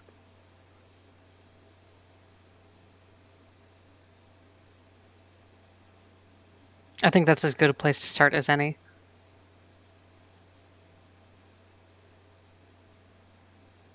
The university, I mean, not selling Harlan on the streets. Why not both? Why not both? I should mention, the streets are lined mostly with, like, gnomes, humans, and dwarves. They're all over this place. This place does have a huge gnome population, I forgot. It's big. So many fucking gnomes. Gnomes tend to love me. These gnomes, are they different than the gnomes we've seen before in terms of their... I mean, gnomes are usually a lot of fun. These gnomes are still fun. Okay. But they're all, like, in an increased state of befrazzlement. They have long hair, unkempt eyebrows. Well, unkempt hair, very long eyebrows. It's very clear that they've just been so excited to work. Like, they get to Another one of express these places. they get to express unbridled creativity. It's disturbing, but this place is kind of pretty in a way. I mean, I don't like it, but I don't It's know. impressive. There's something to be said for a place that's allowed to be what it's supposed to be. There's some nice artistry too. I can't argue that everything here is well made. Some gnomes choose to walk on stilts, others have like mech suits, and yet others still have like bizarre riding vehicles, and many of them just walk on foot.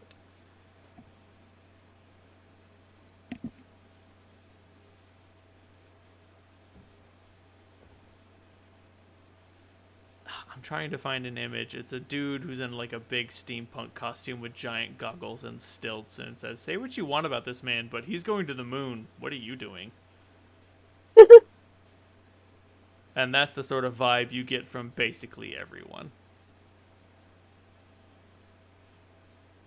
And there are coal-faced dwarves and humans who are getting fucking drunk. There's some hoes in this house. There's some. No. No wifing in the club. Give me $20. Ooh, you find like the tavern right outside the train station is called the Crossed Candles. That's a euphemism. Drizul says and nods towards it. Never cross the candles. Always cross the candles?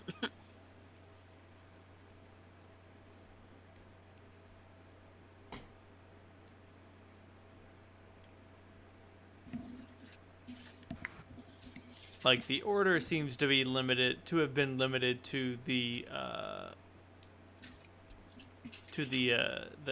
city's construction. Gotcha. Did we find signs of a university or a library or any place? So you go looking for a university, and there is definitely a machinists' university. Alright, this is a good start. The smell of smoke and ash is acrid.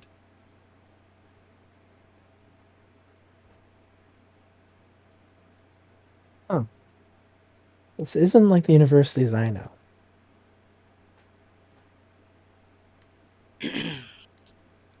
Let's take a look. Are the universities you know preaching the supremacy of the Metal Mother? No.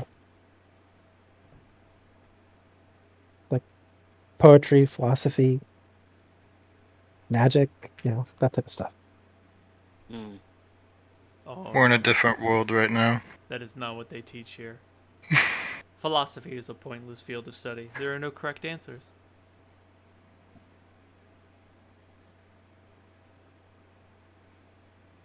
Here, we teach knowledge that has answers. Right. We are in the pursuit of answers. If it doesn't have an answer, there's no point in pursuing it. See if we can find a departmental directory. You do indeed find a departmental directory. We got machinery, we got robotics, we got experimental discoveries. Don't know what that is. Don't know what that is. Don't know what that is. And of course, we have the closest thing you get to philosophy is the history of the history of the discovery and rise of the Metal Mother. Alright, that's a damn good start. Sounds like a theology. Any comparative religions or mystical artifacts or anything magic related at all? No. No, Janam's the city of mages. No, but still, I mean, you'd think that they'd know something about, they'd teach something about magic, if nothing else, just for the comparison. Oh, Yeah, that's a little too philosophical. Why do you need to compare yourself to something that is inferior? Now, we agreed at the end of the last feud that they're allowed to do their things, but they're allowed to do it over there, where they can go be wrong.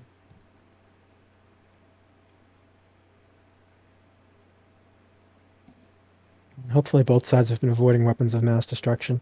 They have. I just don't know why they would even want a Sword of Marduk. Well, unless there's some way that they figured out how to use magic Or to power simply something. just putting it in storage and having one so Janam doesn't have something they don't. That Some- makes more sense. Someone here could also be looking for an heir as well.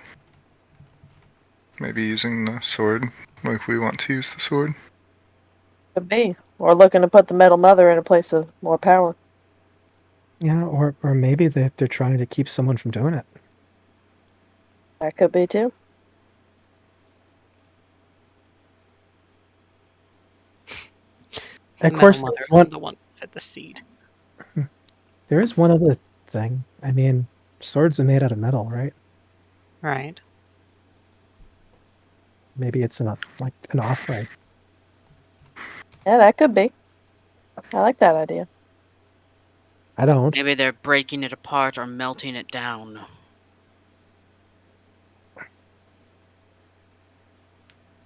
Well, where would they go to offer such a thing? Don't look at me. The Metal Mother must have a high temple of sorts. We really need a native guide because this place is fucking weird.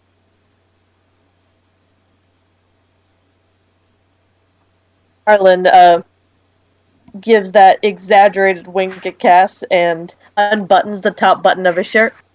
I'm on it.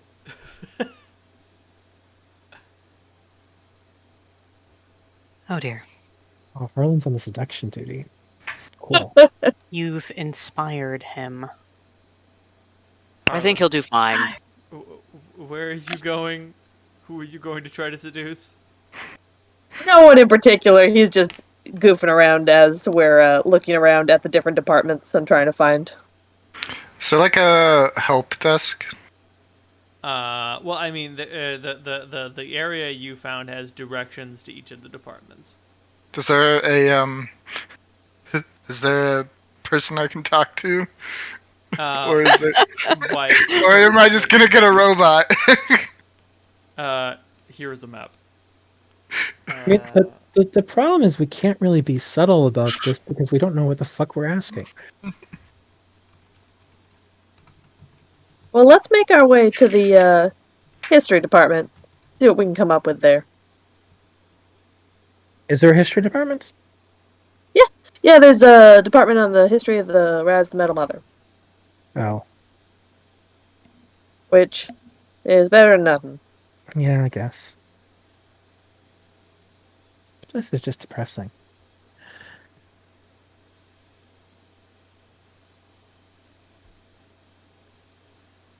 Do you approach the? I'm pressing 0 to speak to a human. Thanks.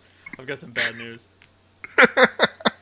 Do you go to the office of the history department? There is only one professor available. One Quapip Wobbleblock. That's a Is that a gnome. known Sunshine. name? That is indeed a gnome name. Hmm. Well, I look forward to meeting him. I'm about to say, you see a gnome at a desk with an open door, and he looked like this. Oh, good. Wilfred Brimley. Okay. Gnomes love with him. diabetes. Diabetes. Diabetes.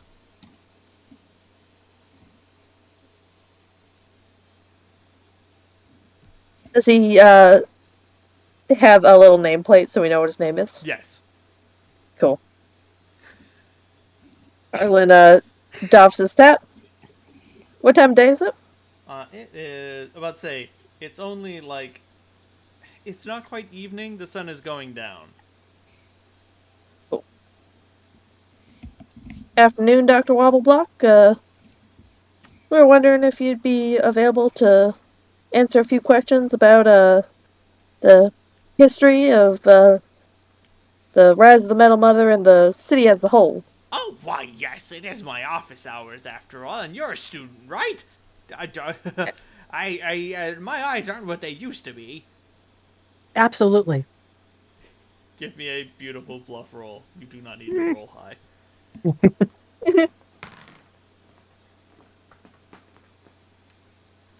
Cass should have an advantage on this simply because she pretends to be a student all the time. Fair enough. That is an 18. Oh my god. Okay. Well, he rolled the 17, but he has penalties. So it's just like, yes, I do love a group of students who are interested in their studies. I don't have many people to talk to. Most people are all about experimentation, the newest thing, but those who forget their history are doomed to repeat it.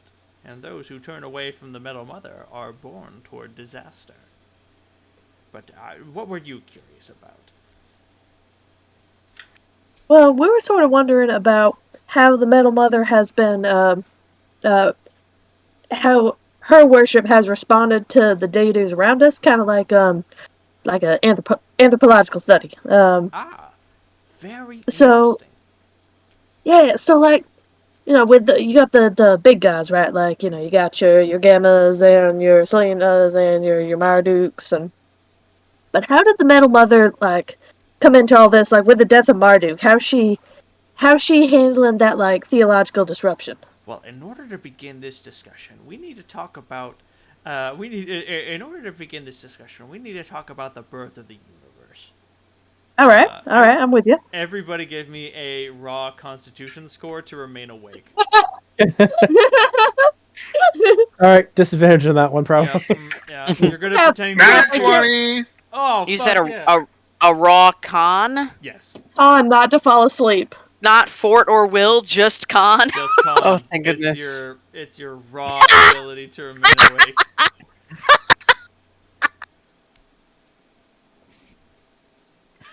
We are fucking on top of this. Just nicely done, Sam. Oh man. 2 natural 20s on this? Yep. Oh jeez. Getting them where it there counts. isn't exactly a chair that can fit you, so you pick a corner and sit down. Yep. Cass, you didn't know you could fall asleep standing up. You just sort of lean up against a wall and just. And he just blathers on and on and on. He's like, well, as you see, in the astral plane, all of mankind's, all of mortal imagination is made manifest. We call this space the noosphere, and these morphogenic fields that we produce create these things that we call gods. They become an immortal manifestation of the thoughts of mortal beings. Blah, blah, blah, blah, blah. And Psalm is actively taking notes. Right, and as you can see, we invented this thing that we call machinery, the way that metal fits together. And although there are other deities that dabble in this sort of experimentation, they're mostly racial deities. Morden believes in the forge, and Glittergold believes in tinkering and all that, but there was no honest-to-goodness god of the creation of master machines. As such, as our imagination grew, so did the nascent power of the entity that we call the Metal Mother. Blah, blah, blah, blah, blah. And we made communion with this creature. And she was willing to bear the burden of all of our success and failure and to guide our hands through collective imagination to ensure that blah, blah, blah, blah, blah. The creation of the Moloch Express is one of our our hallmark cornerstone creations. Without her, none of this would have been possible. Blah, blah, blah, blah, fucking blah. So as he finishes his spiel, I raise my hand. Oh, yes, you there, the one with 6 arms. But does Marduk relate to any of this at all, sir? Oh, yes, absolutely. You see, Marduk had been, as the son of the creator himself had been sort of a pseudo-demigod of machinery himself. So, when the creator left us so very long ago after the installation of his creation, it was Marduk who it was that took on the mantle of the creation of machinery. But as he faded away and became more worshipped by those of metallurgical and justice and paladins and things like that, he drifted away from the act of creation. You see, when he was still with us, he took the entirety of his city in District 4 and took it deep underground. They say his tomb is interred there to this day. Because of this, District 4 is the center of commerce and trade that we know it to be today. That tomb is gone. Oops. Well, it's not gone, you Sorry. just looted it. No, but it No, collapsed. it after No, it's that. just empty. Oh, yeah. Oh, yeah. We had to run for our fucking lives. Right, because everything in it was a part of the system. So when you removed Right, so when we removed it, it started crumbling. Right, everything fell apart. Oh man, I was wondering if we would go back. I guess we will, but it's gonna not be the tomb anymore. Because I was thinking gonna like be an the ordeal. I was trying to think that the dragons would try to break into it, or try to restore it. We'll fucking see, won't we? Well, I guess we'll see. So when you were talking about like these ideas of the deity made manifest through the different energies, do artifacts of deities hold that kind of same energy? Yes, artifacts of a deity are no less and no more than extension of the deity itself. Do you so are there any artifacts of Marduk within the city here? That's a curious question, young miss. Now, No? he says, now, there are some accounts of such things being studied here at the university. But such accounts are very unreliable. Would Which- you Use my lousy department? sense motive. Would you say might? I'm asleep. Never mind. I'll fucking sense motive. Sense the hell out of this motive.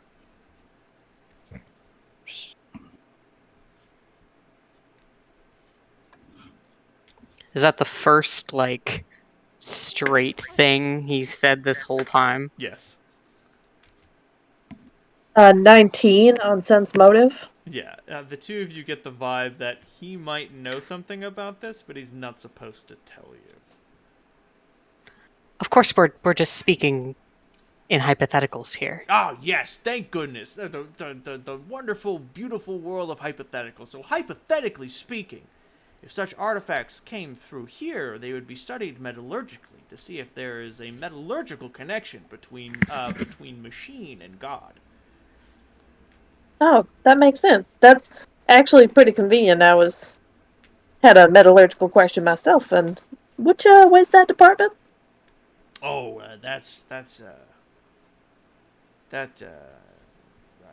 that would be a classified matter of state. You understand? You'd have to go to the head engineer about that one, and she is very busy. But I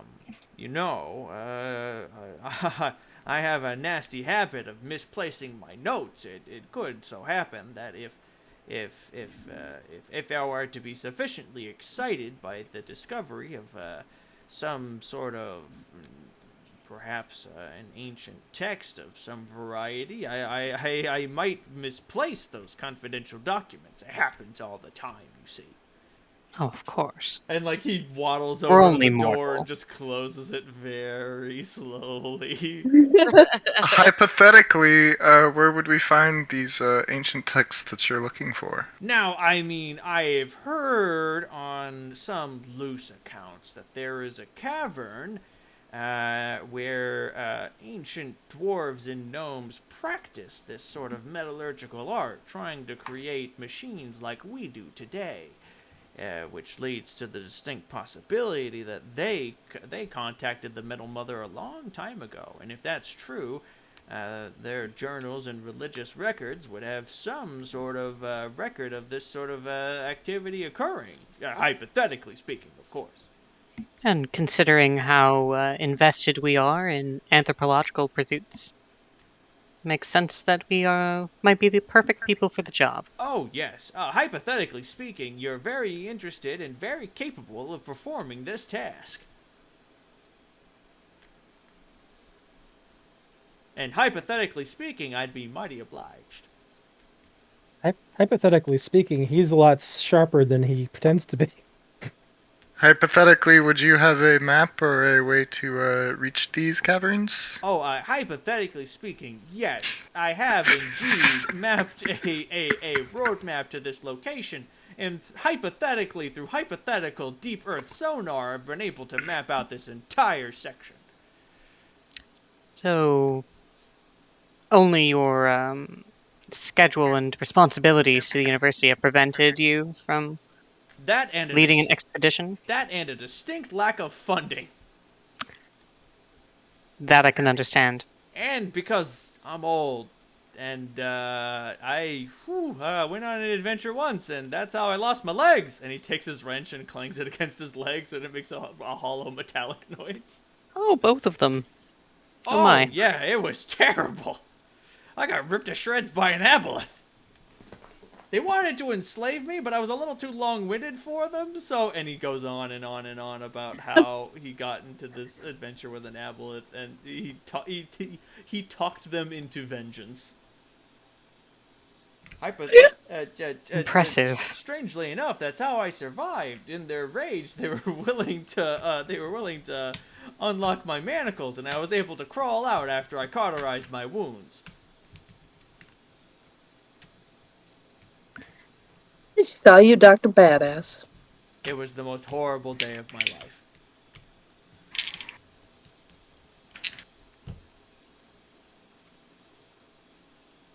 Good. Well, these have been very productive office hours. I think that we hypothetically have what we need. Oh, fantastic. I love these beautiful, impossible possibilities. We'll be back with another little brain teaser for you soon. What? Oh, yeah. Brain teaser. Thank you very much. It's so difficult to find students of your qualities nowadays. I'll put in a good word for you with your professors. We appreciate it. What's going on? What happened? We have a heading. Oh, okay. He stopped telling And me. Meredith's gonna leave. So he gave us this map or whatever, right? Yes. Okay. Let me just see if I can do a dingle. Do a dingle, make a dungeon. Oh my Jesus Christ. Oh, this is going to be a bad one.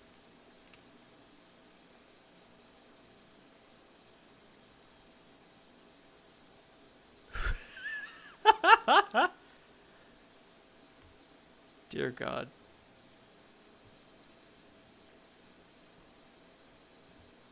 Fuck.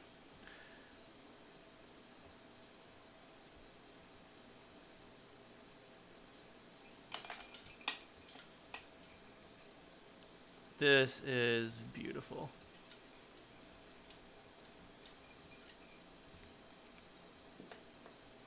What the fuck? Why? How? What in the absolute shit? Whatever, man. I ain't gonna knock it. Don't knock it till you try it.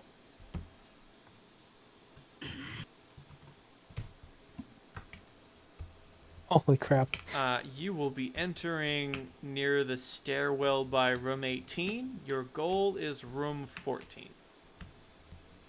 That is where the library. That is where the religious library was left.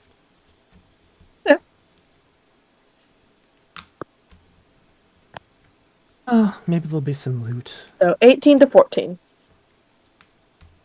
It is some 2 days travel from Ankara to where this tomb is located on your maps. This is the Badlands we're traveling through? You won't reach quite Badlands yet, but this will be a step. Okay. Before we leave Ankara, could I see if they have bullets? They do have bullets. They have guns. Yeah. Harlan would never replace his best girl jury. It's not replacing, you're merely adding to your arsenal. Well, I won't be adding anything with these, my pockets as full as they are right now. But, never hurts to do a little window shopping. Let me see Oh. how much this would Should we cost. get a good pair of tools for your little guy, son? Yeah, we could do that. How much are a Masterwork. Masterworks thieves tools? Delicious, delicious thieves' tools. Masterwork. Since they're from Ankara, can they look 100 kind of gold pieces. like? Can they look kind of techy? Yes. Okay, cool. They're shiny and chrome. Masterwork Thieves tools will cost you 100 gold pieces, and it will require your signature on an article that ensures that you will do no crime with them within the city city limits. Gas gives you 20 gold pieces. Okay. I'll match that. Hmm. Okay. I'll help as well. This benefits all of us. Exactly. Harlan pitches in too. Oh dear lord. Harlan. Do we all have to sign then, or just me? No, just you. Okay. Technically Zodru. You can do it now. Well, no. If I buy it for Zadru, and then I sign, Zadru can commit all of the crime that he wants, right? That's why they want Zodru to sign.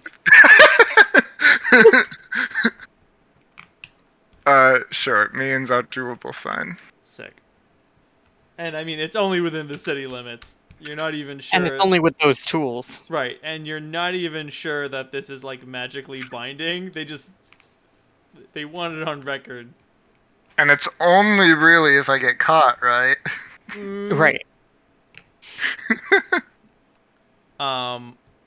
Harlan, a rifle the likes of which you are looking for costs 5,000 gold pieces. But it don't cost a thing to look. It don't. It is a long bore, lever action, 7-shot rifle. Someday. If we stop at an armor cast, we'll like just sort of window shop all anything made out of mithril, like mithril armor. Oh, you can definitely buy some mithril equipment if you wish. Yeah, no, you can't. Ooh.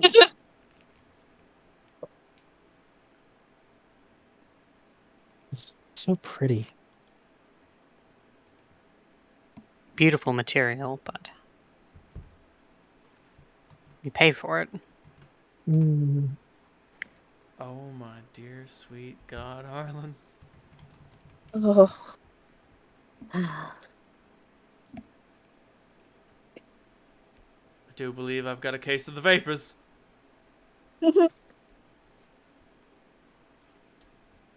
Oh, baby Jesus. All right, let's look for something a little more in my price range for right now. Oh, we returned the horses successfully, right? Oh, yeah. Yep. Okay. I should I did that mention math. a revolver is 2,000 gold pieces. Yeah, that sounds about right.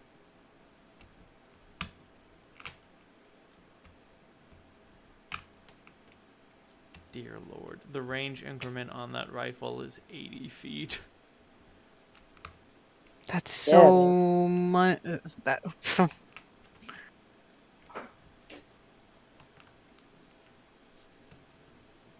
talking about some fucking Allen Quartermain rifle work here.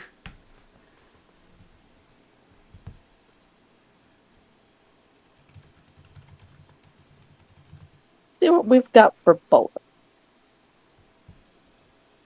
Ammunition goes for the usual. Actually, probably cheaper. Yeah, it's usually 1 gold piece per round. Yeah, half that. Cool. Bullets are cheap. this is the place to go if you don't want to go to Connor. Right? Can I buy... Do they have a limit on how many I can buy? Nope. Cool. I will buy 20. Sick. I was about to say you have a beneficial bandolier, don't you? I do. I do indeed. Well, if you need You can fit anyone to quite a carry bit. stuff for you, I don't mind. I am gonna say that Ankara definitely has like Second Amendment level gun laws. Excellent. Like, I still have like over 200 pounds worth of stuff to hold in my like capacity in my bag of holding if other people would like to shill their shit in there. So I guess that means that Ankara's also cool with just open carrying all weapons. oh yeah, like the guards have fucking laser halberds. They don't give a shit. Cool. I have an axe. I have a laser halberd. Do you want to fight about it? I have a laser halberd. Would would lasers affect ghosts? Yes. Mhm. They are considered the enchantment I'm working off of. It isn't the ghost touch. It's the one that goes through armor. Yep. Yep. Brilliant energy, right? Yes. So the laser halberds are just brilliant brilliant energy weapons. But without all of the benefits of actually being magical. So like they're easier to sunder, for instance.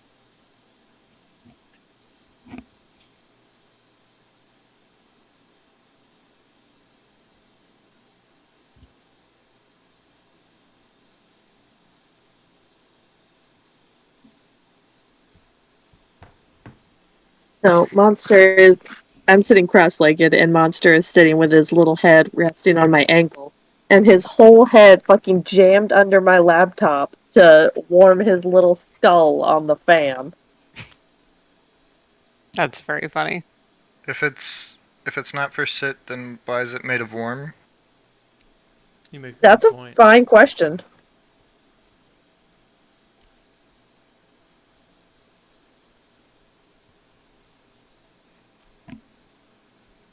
This is why your laptop's all fry pidge, and I cannot fault you.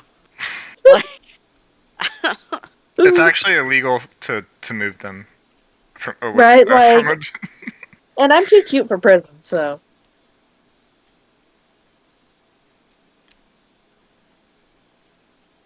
So, is there anything else that you want to shop for?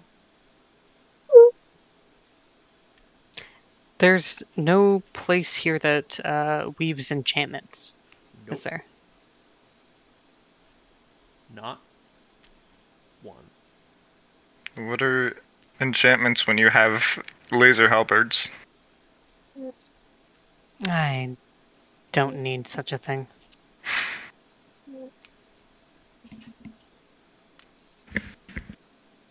They're compensating and they know it. Very good song choice. Very good. We need it. Hey, there are all sorts of things down in this ancient forge city.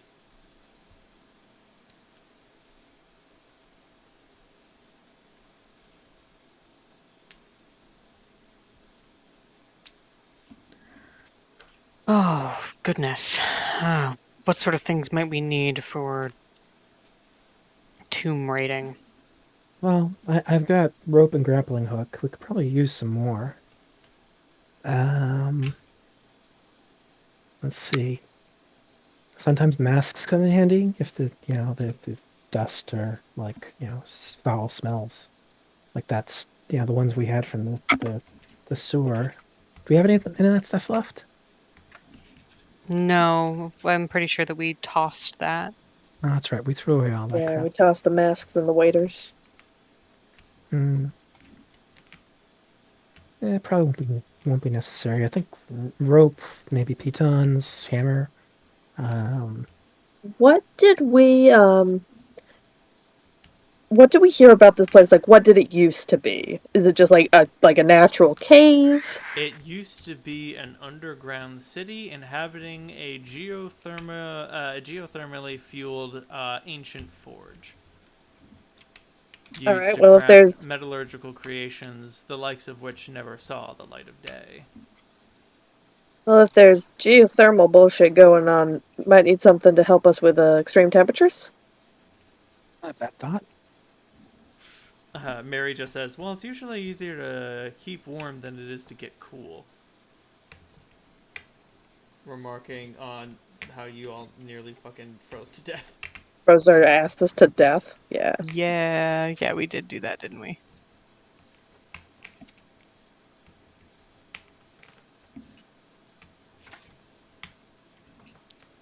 I will look for do they have like basically like oven mitts, I guess. Like gloves that won't get too hot if we need to handle hot materials. Oh, yeah, there are definitely thermal protective gloves. Slam Cool. down 10,000 gold pieces and you will get... Uh, I'm sorry, wait, what did I say? You said 10,000? 10,000? 10,000 Oh my gold god, pieces. no, sorry, 10 gold pieces and you will get Oh, some okay. delicious thermal gloves. That's more my speed. Gonna Holy say. shit. 10,000. 10,000! Those are some pretty cool gloves. Certified up to Protect me from- 4,000 degrees Kelvin. They better Um, fucking protect me from touching lava if they're that expensive. Everything. I must Throw be able a to lava slap ball, the thanks. surface of the sun. I need to high five fucking Paylor. Praise the sun, bro.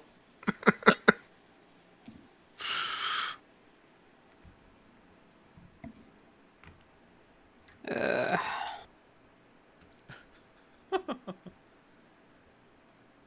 Sorry, I'm just having fun looking through what's in this fucking tomb. you're fine. Oh, do we have to go in there? Yes. Yeah. Fine. It actually might be kind of interesting. You were asleep for that part, but he was telling us about how the way, like, the physical energies of gods, like, manifest, and they, can grow in really weird and unique ways. And we Drizzle might be starts able to to see fall some of asleep that. again. I was going to say, Cass starts leaning against Meredith.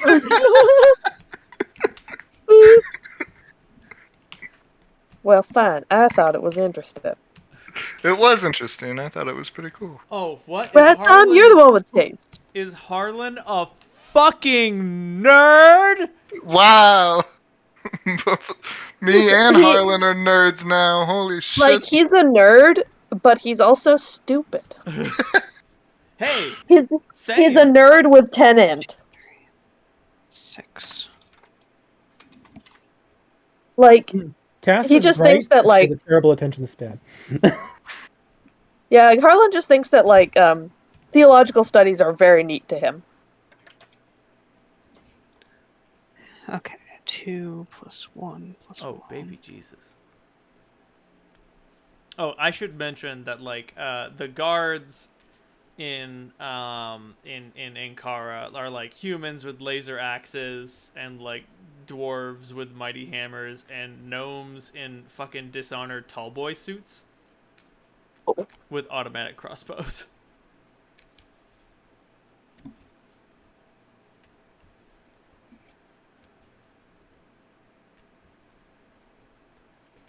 Yeah, this is not the city to cause trouble in. I'm about to say, sadly, the trouble that strikes this city is generally bigger than you.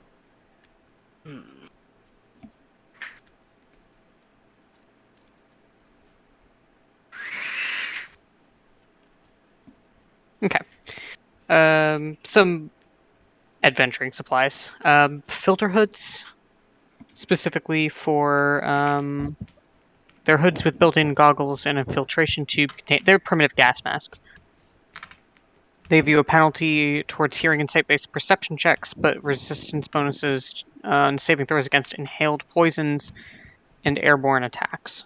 I'm about to say, I'd also allow it, like, to help you against, like, a cloud kill trap. Cool. Sweet. It'll either give you a bonus on the save, or you take half Constitution damage because you're not breathing in the deadly gas. It's just burning your skin off. Except for my hands, which are safe and warm in these little days.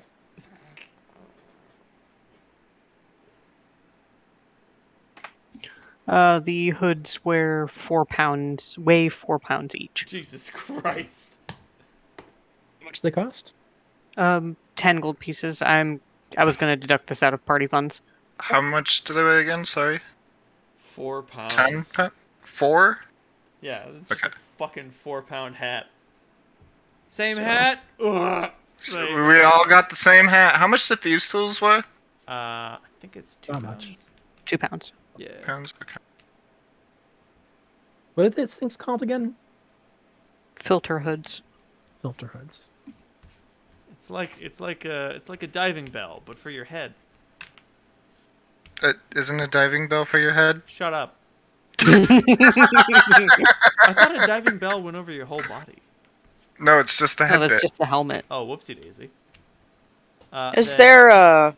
Oh, sorry, go ahead. No, I was just commenting on how dumb I am. Is there anything that, Shoot. I'm just trying to think of, like, Durs with all his spikes and stuff. He did not appreciate being cold, but, like, getting clothing for him that isn't going to be cold while not being incredibly cross-prohibitive, I'm not sure. That's all. There is I'm thinking out loud.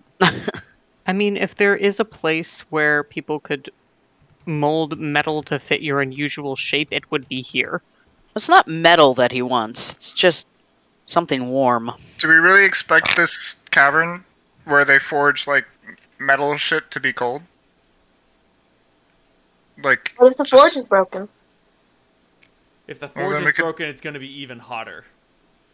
Oh. Because that means the geothermal flow is not being properly contained. Yeah, we need something to keep cool, right? Not to stay warm here. Like, I've played Dwarf Fortress, and if you've ever fucked up a magma pump, holy shit. Don't fuck up a magma pump.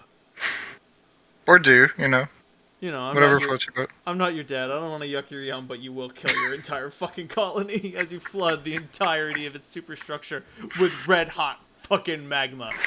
Liquid Well- magma. I know that Magma. they hate. I know they hate fucking magic here, but do they have some sort of equivalent to endure elements? For if we wanted to buy potions. Yes, there is definitely. Hey, Can we get like syringes that directly like inject it into our fucking bloodstream? yes, there are definitely some syringes that will put some science juice in you that lowers your body's need for heat, and or can protect you from cold. Like, this is an actual compound that actually exists. How much? 25 gold pieces each. Yep.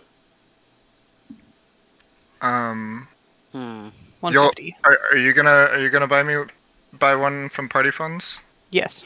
Okay, I'm gonna buy one with my personal stuff, so I have 2. Sick. I'll Everyone buy has one. Works like endure Oh, elements. everyone has one? Okay. Yep. Got it. Endure elements syringe. They last for 3 hours.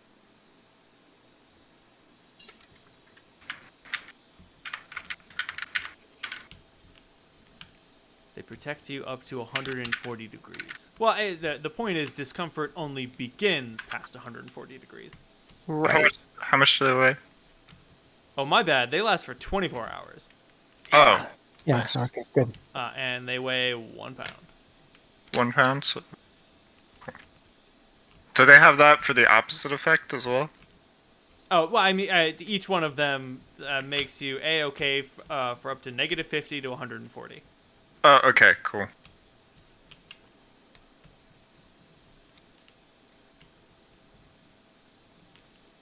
I guess it. Well, the human body is capable of regulating its temperature. I assumed whatever is in this science juice just makes it way better at that for 24 hours. Never mind the kidney damage. Yeah. Cast buys don't an need extra those. one too. Well, it would, if it's science, wouldn't it be like kind of just injecting like adrenaline into your system to make your heart beat faster and pump the blood more or whatever? No. Like you could probably theoretically, this probably exists like today, not in like such an extreme sense, but like in a more mild sense. No, there's a compound that you can inject into a human body that allows them to survive Arctic water temperatures. That's fucking cool. 1529.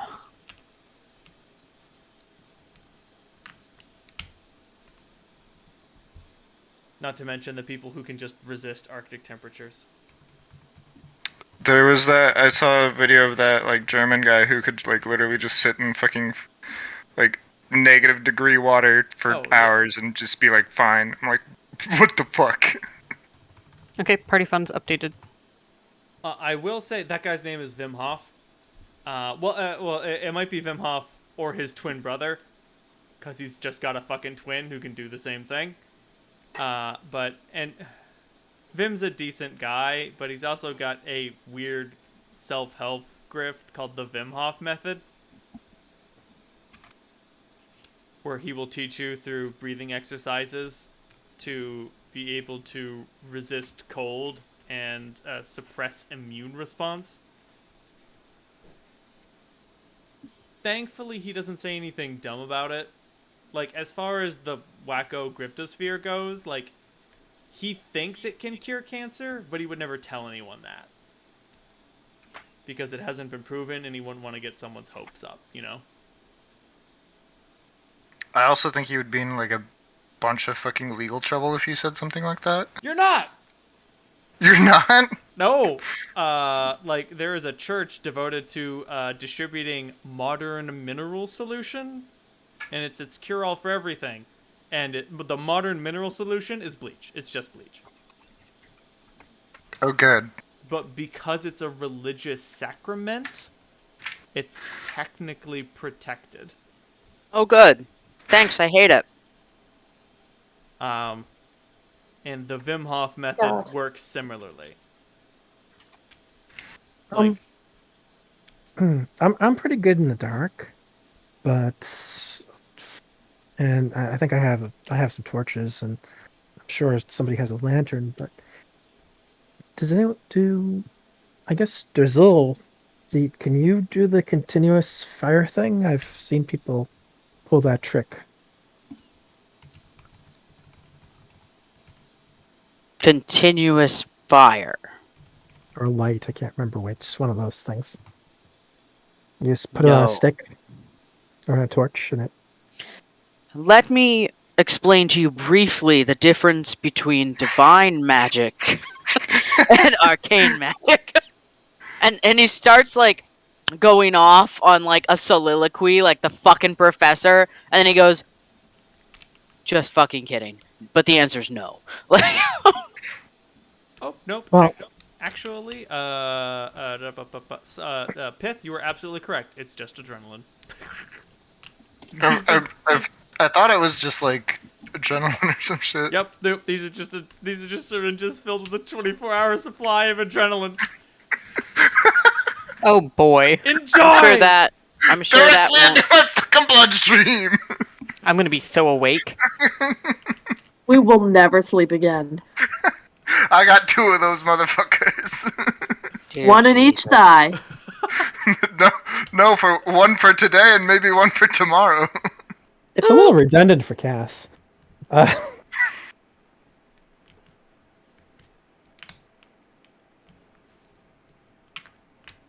think that's everything we need.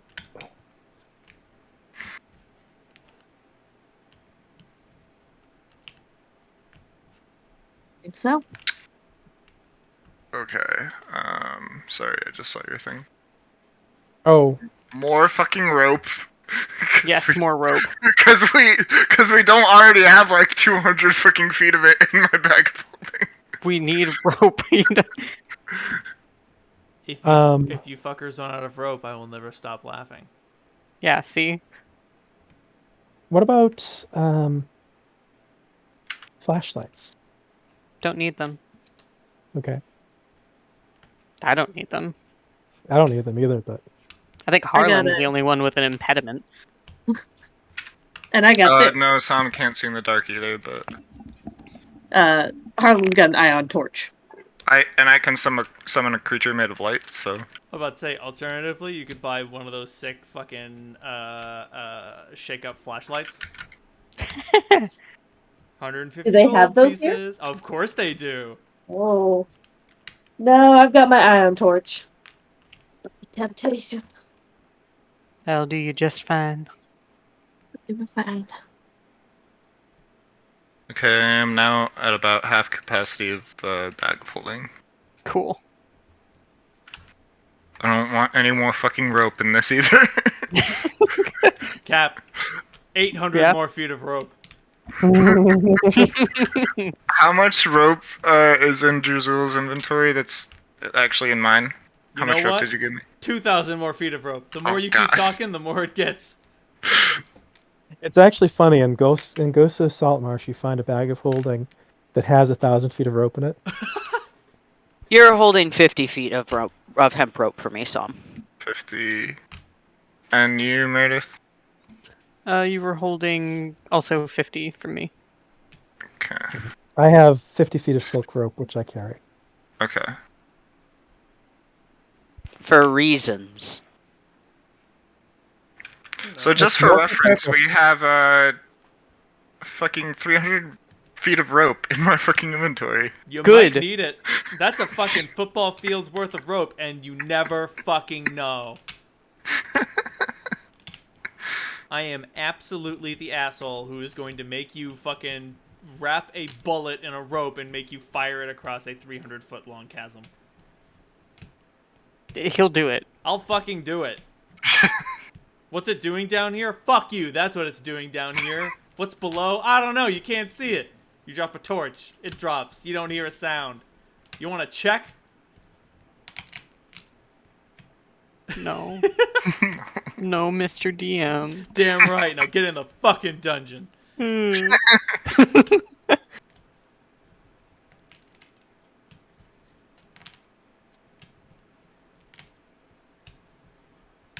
Is there anything else that you would like to do in Ankara? Nope. Harlan would Actually, like to lust after a gun. How's the food? The food is pretty utilitarian. Mm, I hope you like Soylent.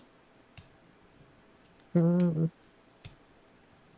Mostly they have vaguely fruit-tasting, thick, milkshake-esque beverages in a variety of flavors.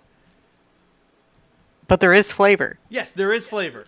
And it doesn't exactly taste like the thing that it says, but it's pretty close. Like, if you just want to drink a bottle of nutritious gravy, you can just order a bottle of gravy-flavored nutrition paste. It's just nutrition gravy. Let's get the fuck out of this place. Right, I'd rather, I'll take our chances with the jerky. You're like, oh man, rubbery lumps or fucking Soylent Pink? Rubbery lumps. Rubbery lumps aren't looking so bad now, are they? Is Soylent Pink also made of people? No, it's made out. Well, it's made out of an unidentifiable and unidentified substance, and it tastes like berry. Just generic berry flavor. Just Yeah. berry. Well, so they can't name any of the flavors after what they actually are. So it's like, Because then people wouldn't buy them. well, so it's like fruit, F-R-O-O-T, and nanners, N-A-N-N-E-R-S, and tropical fruit, F-R-O-O-T, berry, Barry. Oh no. Connor got the no. copy. You're eating our guildmate. Connor got the copyright and all the real names. Right. He trademarked bananas. Yep. Now you gotta get nanners. Oh my Well, goodness. also, it's not actual banana. Like, Is it the artificial flavor of banana? Because Yes. that actually is a good ass fucking flavor. yeah, it is. Like, none of these things are actually naturally flavored. Nothing but synthetic, all unnatural, ethically sourced, beaver anal gland, juice. Oh. Thank goodness. Anal juice from a beaver is not what I expected. That's what strawberry flavor is. Oh no. I love my ass soda. It's so good. The ass soda is the best. Stay psych right now. Puking in my mouth a little bit. Stay sick right now. And I Cowards. mean, these theoretical beaver anal glands are like tube created. There's no like no beavers were born in the creation and harvesting of this anal gland juice. Cass takes a look around the food court and like looks like she's about to vomit. Let's get out of this place. Harlan, once Fast. again, your gun drifts slowly towards your head. No. Oh god, any of you guys ever played The Consuming Shadow? No. As No. your sanity drops, your dialogue options randomly get replaced with kill yourself. Oh no! So you're fighting Cthulhu, you've got your sanity around 2 out of 100, and just everything just keeps flashing, kill yourself, and you're like, no, I just want to shop, I'm just here to shop, I just want to kill yourself, no, fuck! And when you hit kill yourself, like there's a mini game where you fucking try to put your gun in your mouth and you have to like rapidly click to like move it away.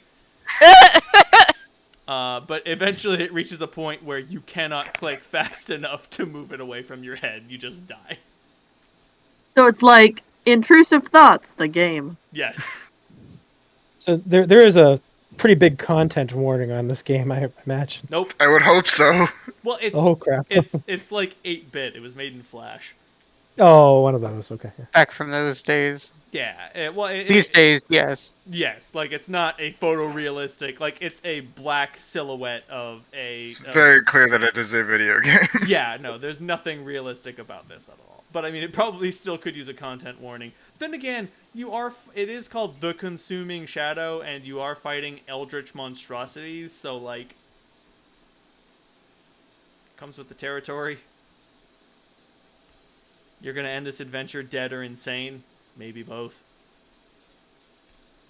Both if you're lucky. Both if you're lucky. Did you guys ever play Paranoia? No. I didn't. Yeah. It's interesting. It's like the one game I can think of that has a higher mortality rate than Call of Cthulhu. Ugh. But you can always get a clone of yourself. So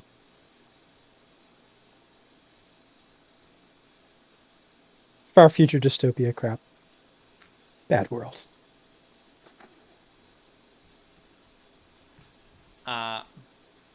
So is there anything else that y'all want to do here? Nope. Run away.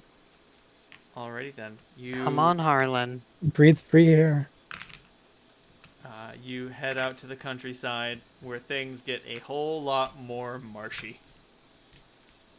I never thought I'd be relieved to see a marsh. Outside the city, there is a delicious bog, fit to brimming, with bizarre, natural, depolluting foliants. Yum, a bog.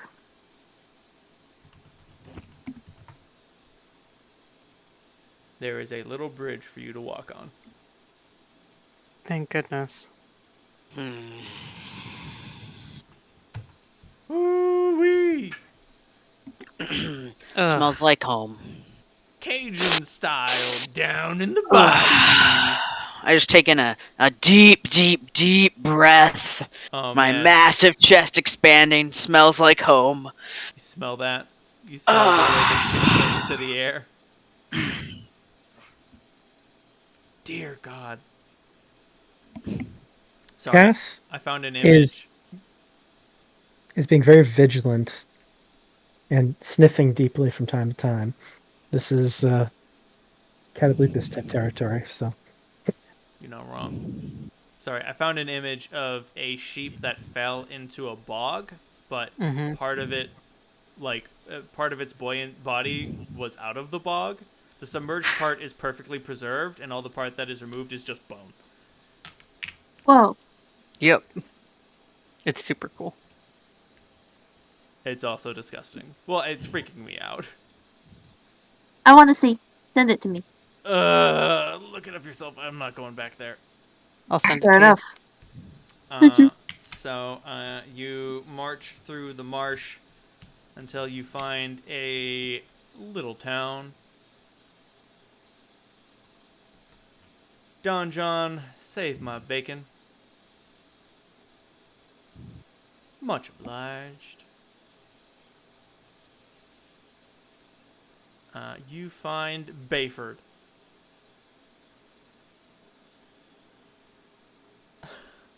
so many Bayford. towns have ford as a suffix. I mean, a ford's the place you cross a river, but there's no river here. Maybe there was. Yeah, I suppose it's a marsh. Hmm. Maybe Yeah. there was before all the beaver anal glands got harvested to make strawberry flavor. I must found a lot of beavers. Yeah. The beavers were really keeping the river in check, and now that they're all gone. The obvious place. The harms of pollution know no bounds. The obvious place to rest for the evening is called the Topaz Scroll. There is also another notable place known as the Golem's Pottery, which is a cluttered potter's workshop served by a single clay golem. The golem will accept commands from anyone, but only follows commands to craft goblets, bowls, and other simple clayware. That's excellent. We made a robot out of clay to make more clay stuff.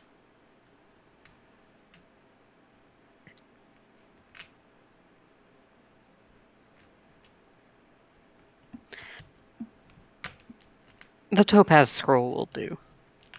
The inn is a 2-story half-timbered building with gnome-wrought tables and chairs, and a collection of exotic drinking vessels rests upon the shelf. I hope you like silly straws. Accommodations consist of large rooms with beds and feather mattresses. They do have human-sized rooms. Oh, nice. Place is is pretty nice. This is a gnome town. It is a gnome town. Ah, Ooh, we don't get too many travelers out here. Well, you got a beautiful inn. Oh, much obliged. Now, I gotta ask with the drinking vessels, do you have them set up for specific drinks? Oh, yes, absolutely. If you've never had a Grateful Dead and our specifically tailored Grateful Dead Skull Cup, you aren't drinking it right. Meredith raises an eyebrow. You have to what, Harlan? What'd you say? You have to what, Harlan?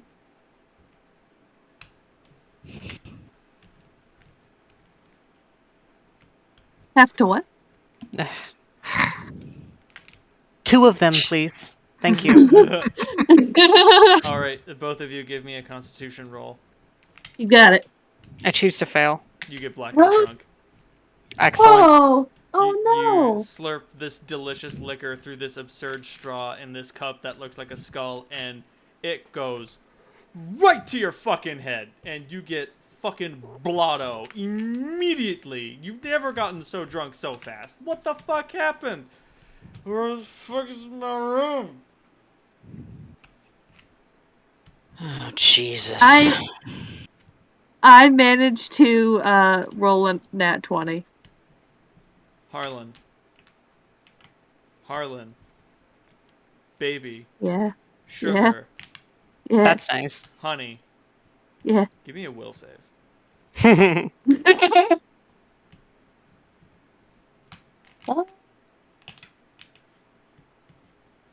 11. So Harlan collapses.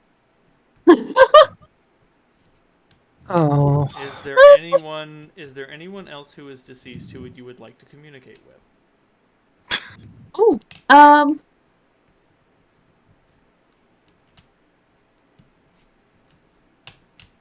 honestly, like his horse. Harlan, when did you lose your horse?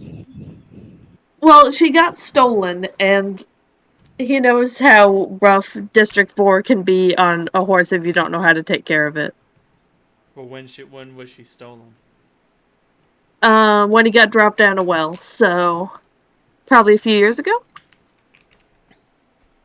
She's not dead.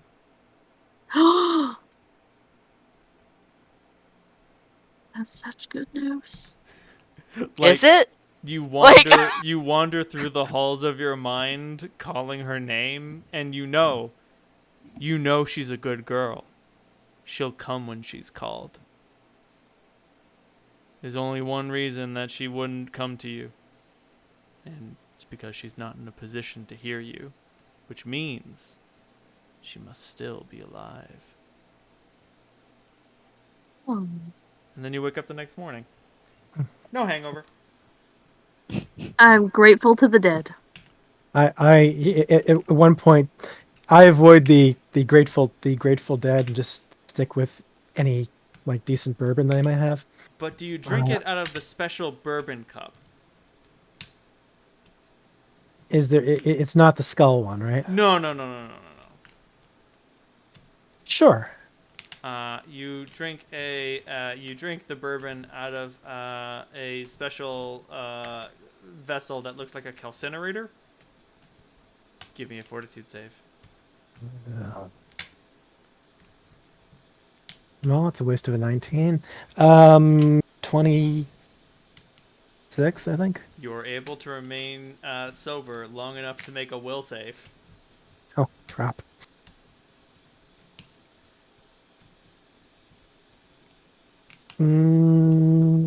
That is a 12. You may explain any piece of lore that you know Oh, or 13. do not know to anyone. But you have to explain it like they don't know what you're talking about. A piece of lore. Okay. That I know or do not know. Even if you don't know it, it will come out of your mouth as honestly as it can be. I mean, all I have to do is just remember some of the conversations that took place in the wilds where we talked about freaking everything. So I just repeat something about the origins of wild magic. Oh, man. So you start talking about how the astral plane can overlay onto the material plane in places where the world between the planes is tenebrously thin. And in situations like that, this causes wild magic as errant thoughts and pieces of will that don't belong to the caster get caught up in the spell matter stuff. Blah, blah, blah, blah, blibbity blue to blibbity blibbity blah. And Cass, if someone stops listening to you, you find someone else to explain this to. After I finish explaining, I'll throw Meredith over one shoulder and Harlan over the other, and take them up to their rooms. You begin lecturing them on like how to drink responsibly. That's nice. I'm not going to remember it. Oh, absolutely not. They're out. You will not remember this in the morning. What the fuck is going on with this group of people? I told you, this is the best way to drink these liquors. Huh. Right. Don't be a wimp, Drizzle.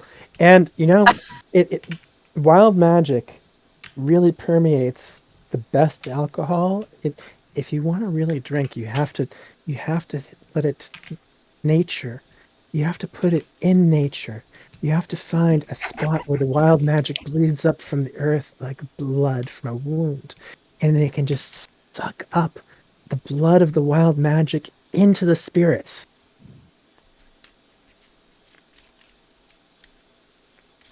Right. Durzul, do you indulge? Fuck no! Your turn. Well, somebody's gotta stay sober, take care of these fucking morons. Song, No. do you indulge? No. Fair enough. I see Meredith go, and then I see Harlan go, and I'm like, I am a twig, and I will not be able to handle any of this. Derzul and you make eye contact, and just like he shakes his head, just a slow back and forth head shake of don't you fucking dare. I put my forehead in both of my right hands, and I just shake. Like a disappointed father. Shake my head like a disappointed father. It's like, ow, the fuck. It's good stuff. Is there anything else y'all would like to do until morning dawns? Find someone who's willing to talk about wild magic, obviously. Oh yeah, no, totally. You end up chatting up a put upon male gnome guard who's just like, oh man, he's just too polite to tell you to leave. So you just sit next to him and you're like, let me tell you about wild magic, and he's like, yep, yep, yep. And by the way, when I set Meredith and Harlan down, I put them in the same bed, but like foot to head. Mm-hmm. I figured you would. So this guy listens to you politely all night because that's just the sort Oh of my person he god. is. Until eventually you pass out. Day dawns. Y'all are killing me. Who's got a hangover? No one. Oh, fair enough. Because they drank the alcohol correctly. Would you only get a hangover if you didn't drink it out of the silly straw? And you drank too much.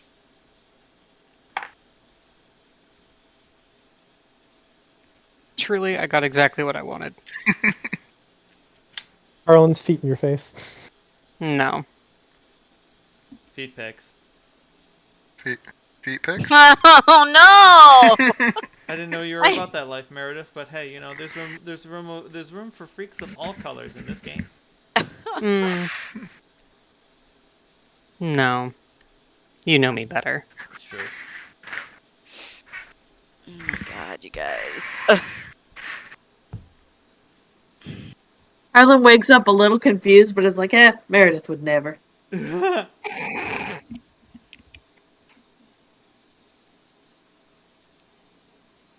He, like, sits bolt upright in bed and looks over at Meredith. Mm-hmm. Meredith, wake up. Wake up. Why? Is the inn on fire? Meredith, who'd you talk to last night? Who to talk to what? I don't... The barkeep? Presumably? No. No, after you had your drink, who'd you talk to? No one. Why? What the hell are you doing in my bed? So I was looking... What are you doing in my bed? My head's on the headboard, yours is on the footboard. Man's got a point. So last night I was in the Deadlands, right? And I was looking all around, and it was like the dream that we had in the graveyard. And I'm like thinking, oh, maybe the father's here. And I'm like, no, I want to see if I have my horse here. Like I I'm want to scrambling to get out of bed and put on my clothes. And so I was looking for her, and she wasn't there. So she's still alive somewhere. Are you still drunk? Are you You're not listening to me. All right. I'm a little taken aback by the fact that we are in the same bed. And he points down and goes, "Your pants are still on. Mine are too. I wouldn't worry about it." Dark gods be praised this day. So mean. Your dead horse. He is not dead. So now I got more motivation to go back to District 4. I'm glad that's the motivation that you need. If we go back to District 4, we will die. And she reaches over and just pats your cheek. Harlan just kind of, oh, yeah, that's right.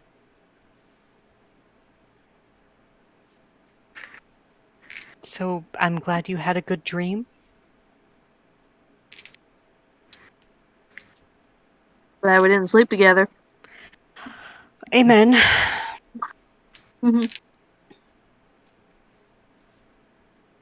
They just wanted to cheap out on the rooms.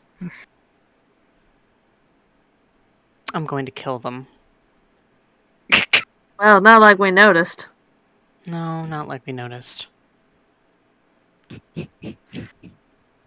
I'm not going to say a word about this, and neither are you.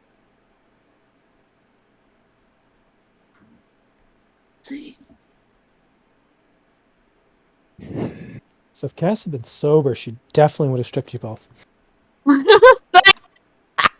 But she's like, "Oh, that's so many buttons."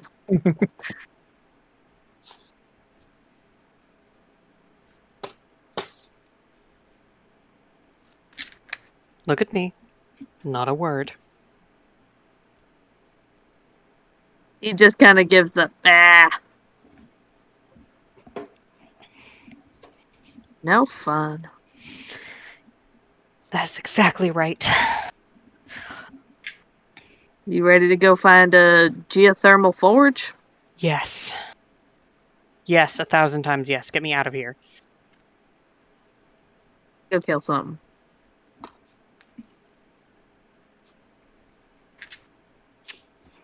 I'm gonna go downstairs. Eat whatever flavored mush there is for breakfast and get ready to embark. Thankfully, not with a splitting headache. Is the guard there when we go downstairs that Cass was chatting up? No, he left as soon as she was done. Is Cass just sort of like face down on one of the tables with a little pool of drool? Yes. I walk up to the barkeep and I put 10 silver on the table, and I'm just like, "I'm really sorry about this one." I shake Cass awake. Wake up. Cass Cass tends to come awake really abruptly. So it's you probably will see like a little tiny fist heading towards your face and just like, "Oh, sorry." It's me, Cass. Mm-hmm. You fell asleep on this nice man's table. So My face. you Yes, might have thank also chilled a little bit. Where's Meredith? Oh, You- wait a second. I remember. You took her upstairs. Harlan, too. Oh, I put them in the same bed. I'm was sorry, gonna- what? I was gonna strip them both, but it looked kind of confusing, and she's wearing armor, and Oh my god. so I just put them in the same bed. You do realize that this is gonna be a nightmare to deal with, right? Yeah. Yeah. Okay. Particularly if they woke up in the middle of the night and, nah, that wouldn't happen. It would never happen. Except that it might.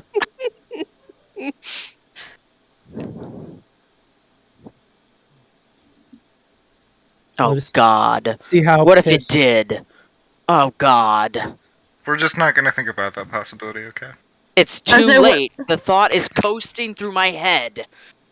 And when they come downstairs, Meredith looking like, and Harlan just like super No. happy because his horse isn't dead.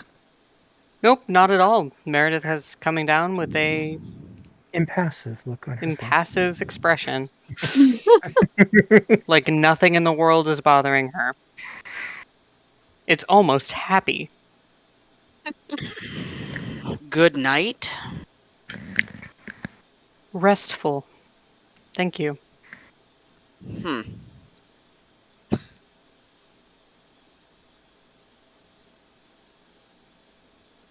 Harlan tips the barkeep handsomely. Thank you very You much, were sir. you were so right about those cups. That's amazing. I told you. I have been performing dipsomaniacal studies for nigh on 30 years. That is a true expert. A little confused as how I knew so much about wild magic. Oh, you didn't. Bourbon just makes you explain things. Ah. It makes you seem more refined.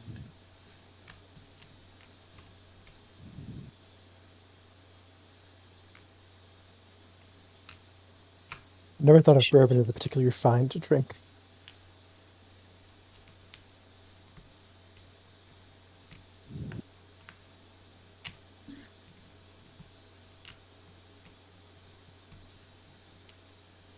Are we ready? I guess. If everyone's got the sleep out of their eye. Guess have to. Well, it's no maid table, so probably no splinters. Oh no, the wood is finely lacquered. Mm. You would never get a splinter from this. Think of the liability. Ah,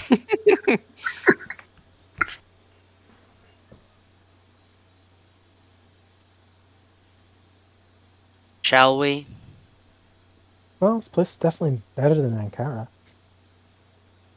Definitely have to stop here on the way back. I'm gonna try that one. And he points to like a random cup. that is the cup for whiskey. Hope you're feeling particularly hard-boiled this evening. Why did you say it like that? Okay, so there's a game out there where you play as a soldier in World War One, going from Uh-huh. trench to trench and foxhole to foxhole, and they're all filled with Uh-huh. like dying, bleeding, and fucked up shell-shocked soldiers, and they all ask you for things, but you can't. There's no inventory system. You can't pick anything up. So it's just a whole bunch of dying men asking for their last wishes, and you're unable to assist them. And one of the things they ask for is whiskey. I was asking in character because I assumed that the bartender had said it that way. I'm glad that's not the case because I'm a little more comfortable with the bartender not talking in that was voice. me narrating the word whiskey. No one in their right mind would ever say it that way. I hope not. The bartender says it, and we're like, "Why'd you say it like that?" And he's like, "What? Is that not how you say it? Like, isn't that how you pronounce it?" Dear God. Will Wheaton drinks whiskey. Wow. What a chocolate orgasm? Why didn't I see this last night? Damn. See, this is motivation to succeed on our errand.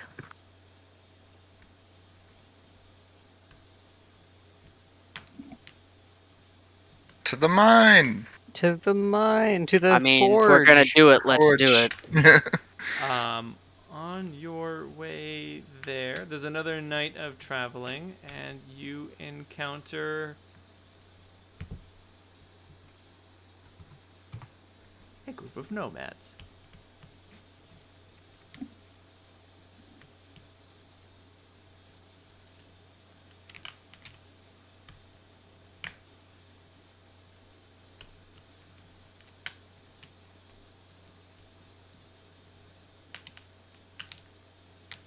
Does anyone know about these people? I haven't really I think I left home just as we were starting to talk about the cultures of District 5. This was skimmed over. Mm. Unimportant. Remnants of a bygone era when war was coming. They didn't like to it came too close to parallels of our own people. They didn't want to admit that we'd become refugees too. Or someone else had done it first. An exiled people preparing for a great conflict. No. That was us.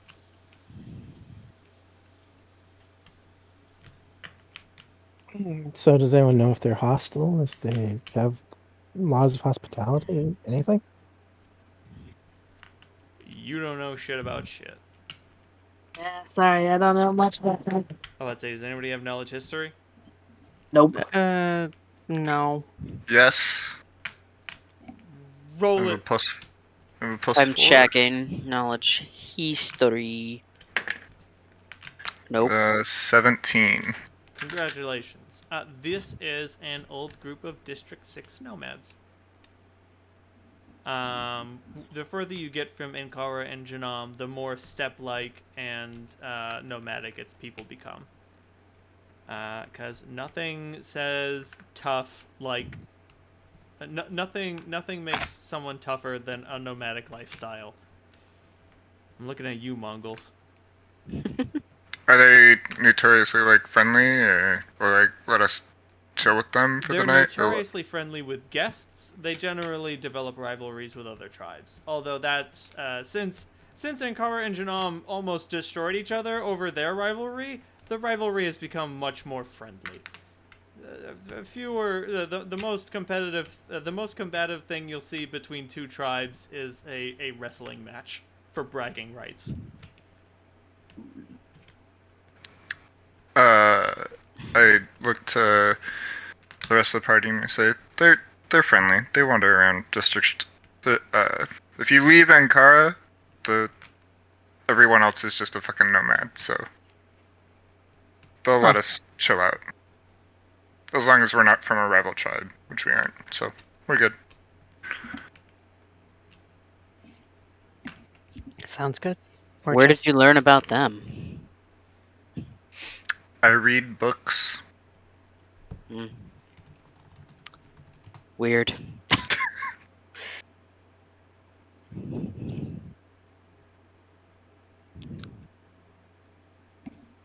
It's why we hate you.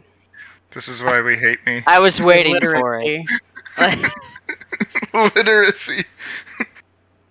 Was greatest waiting crime. for it. What if it was Knowles? Ooh. Yeah, you get closer and there are just some Knoll shepherds hanging out. One of them waves to you guys. And the waves back. We'll wave back. Sure. Where the money Afternoon. came from. Well, howdy. We don't get too many travelers out here. We're just You look like Oh, adventurers, if I had to hazard a guess. you'd be guessing right. You have the look about you. A desire for coin and glory. And lots That's of us. weapons. That doesn't hurt.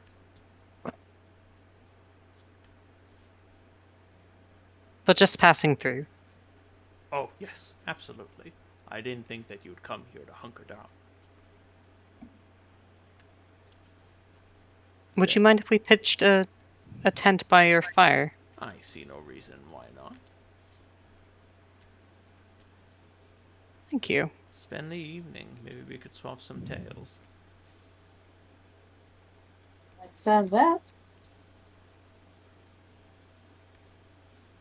And Mary takes you guys aside and just says, "This might be a perfect opportunity to spread around some benevolent rumors, you know what I mean?"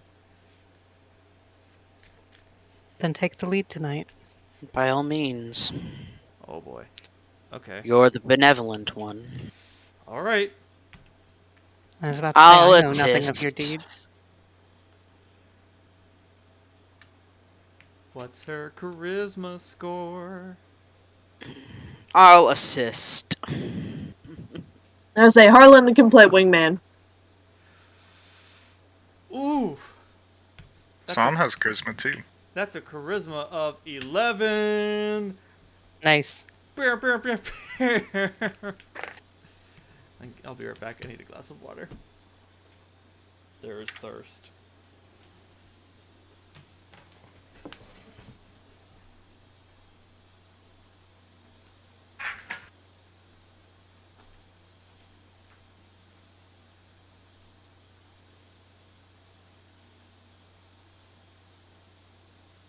Call on the T today, Reese. What was that? Oh, good call, you said? Mm-hmm. Yeah, it just was what I wanted, so I'm glad everybody else wanted it as well. What's her tea?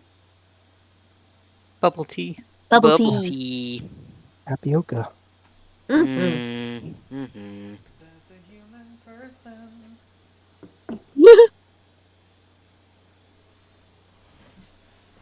I really love the technology they have for the sealing the bubble tea cups.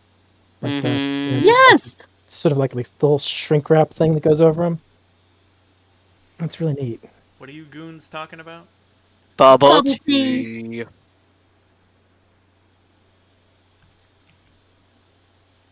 And how cool it is how they like shrink wrap the lid so your fucking tea doesn't go everywhere.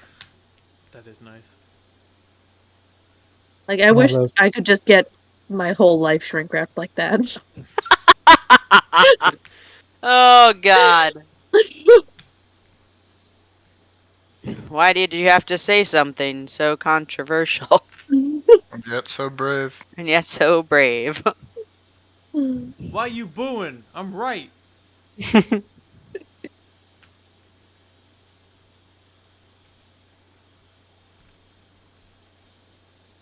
Yeah, so I would say Harlan will just like before we get settled in by the fire, kind of ask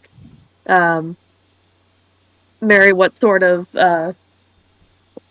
story she wants to share, so that he can like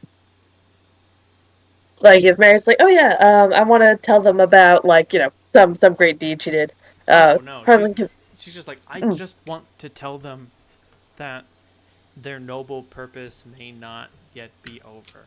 It was Marduk who commanded them to prepare for war, and war might be coming again.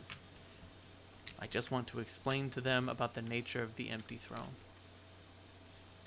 All right, yeah.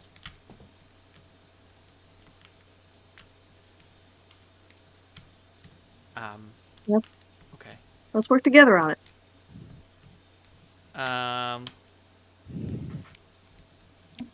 So yeah, she goes up there and she's like, "Hi, everyone. Oh,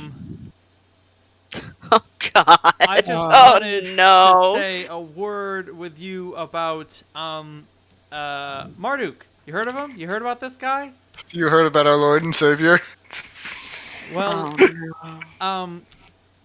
okay. So it was Cass nestles against Meredith's shoulder, kind of burying her face in the shoulder.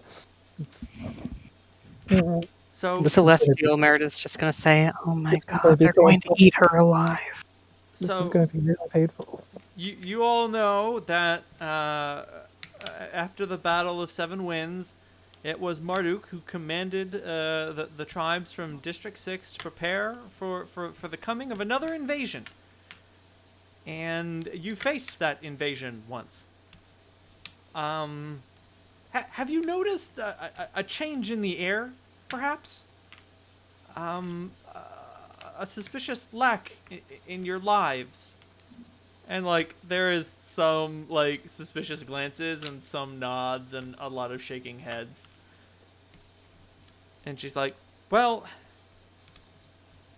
when the creator departed in accordance with Salandra Batalis' records, it seems as if the other deities went with him. And we have seen an heir to Gemma and Kira, and, well, Dogo decided not to leave because you know how Dogo is. He's always got to break the rules.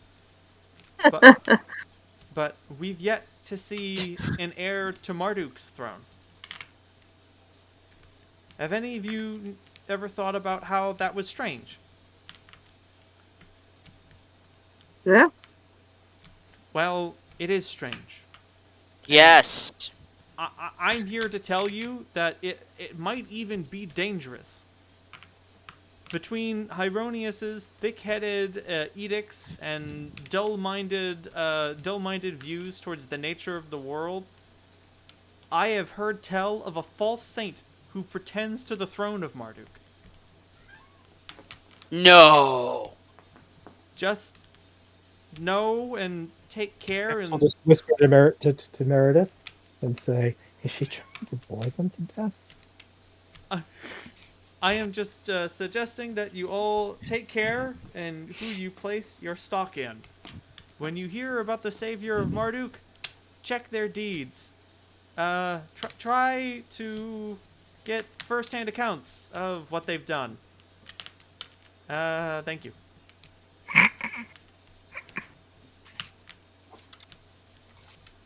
Thank you. And there is some, like, polite yipping, like, yeah. Yeah, all right. Succeed my will save not to laugh out loud. Jesus. Yeah, like there. Harlan gives her an approving nod. It was never Marduk who gave the battle speeches.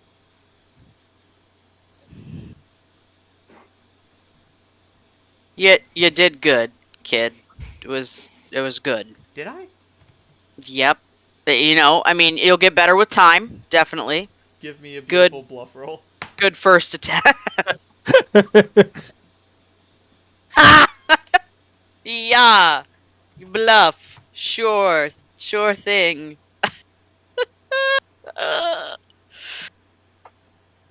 That's a 16 because that's what I rolled, and I have no buff. Oh boy. She's just like, yeah, That's funny. yeah. You tried. Yeah, We'll work on The it. noise canceling We'll on work these on is it. like, It'll be all right. yeah. I did my best. You did. We'll work on it. You know, I mean, it's not always necessary for the saint to be the one who speaks. You know, I mean, you can have missionaries for that. Yeah. Well, you know, it was never Marduk who delivered the big speeches. Right. He always had a So- herald do that. So you are right in line. You know, probably exactly what they expected. Don't feel bad. Everybody might get the distinct impression that this is not a strong suit for. Reassurance, yeah.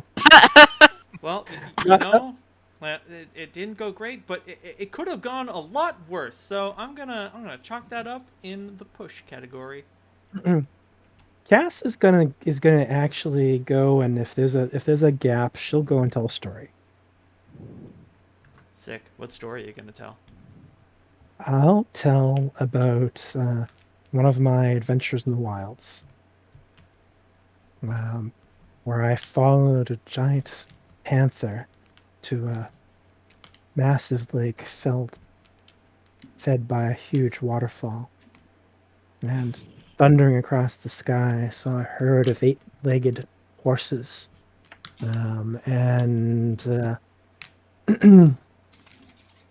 And walking around the lake, just saw a rainbow that extended from horizon to horizon, and then returned to my my people to tell them of the place. So, Did you see a Baloth build the Bifrost. No, I haven't seen a Baloth. It is probably for the best. But Sleipnir. They're awful pretty. There are many yips in response.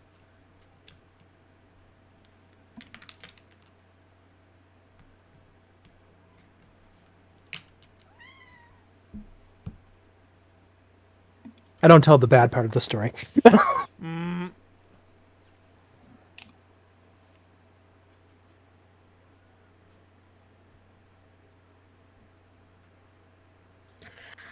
Meredith is going to go up and tell a story as well. What story does Meredith tell? One that matches and counters Cassandra's beautiful imagery with the story of Meredith's first victory to the death in the Black Hand Arena.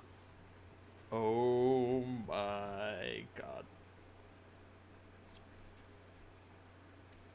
Because she figures that a tribe of gnolls could identify with that first rush and taste of blood. Oh no, man, they are not into it. No? No. They're shepherds. Can I sense motive that and not fuck this up? I mean, you're not fucking anything up. It's okay if they don't like you. This is the these are not gnolls who worship what's his name, Yangatao or whatever. Well, no, Yinogu. I've also changed Yinogu. He's not a demon prince. I have demoralized nearly all of the racial deities. Now they're generally on an axis between law and chaos. Like, why would you worship an evil god when there are demon and devil lords? They're right there. I really would like to not fuck this up. What are you fucking up? Like, if you tell this naughty story about a naughty thing you did, what will you be fucking up?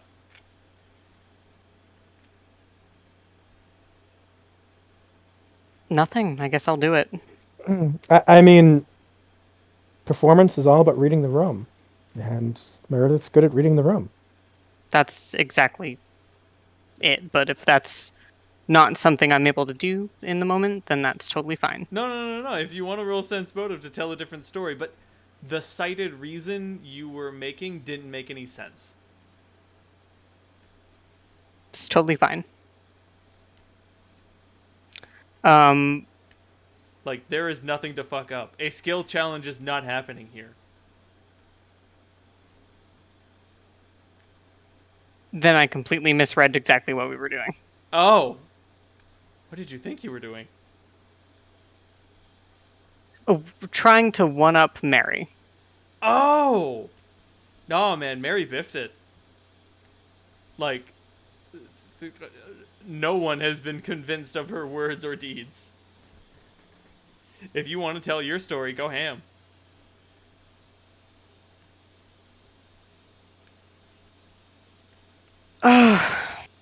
Yeah, Cass just thought that they were bored after Mary's thing. They were super fucking bored. That is correct. And you were like, oh man, you know what gnolls love? Killing people. Oh shit, not these gnolls. Hashtag not all gnolls.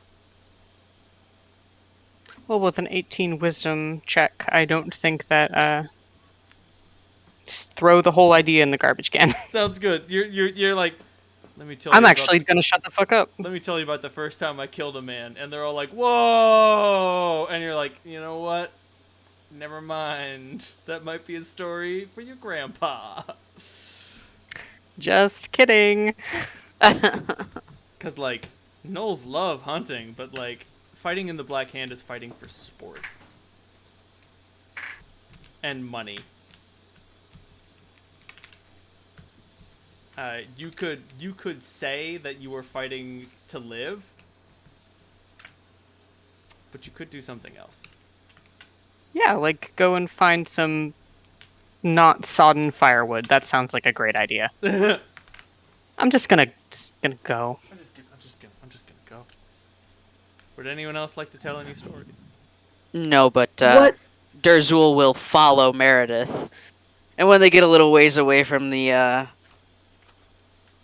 fire and all the knolls and everything, be like, I was interested in your story, so I wanted if to you still hear. feel like telling it. I wanted to hear about the first time you killed a man. Yeah, I mean, yeah, he does. It's fun to kill a man, to take everything he had and everything he'll ever have. Do you want it with or without embellishments? However you want to tell it. And he starts helping to pick up a few twigs and things to keep up the ruse of collecting the firewood. Well, it was a first test of faith. I completed a training program with one of the Black Hand associates, but it's do or die in that place. And nothing that they can teach you can prepare you for how it feels to be in the arena, for your blood to soak the sand. And did your blood soak the sand? Oh, yes. Yes, it did. I was knocked absolutely senseless by an opponent far more powerful than I was. I still have the scars, but I managed to get my hands on a weapon, and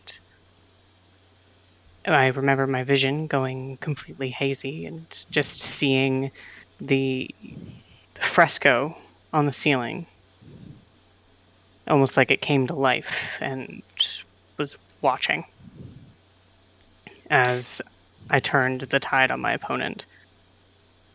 He disarmed me, but couldn't stop my teeth. Did it make you feel alive? I'm still riding that high. And he just gives kind of a knowing smile and nods. Yeah.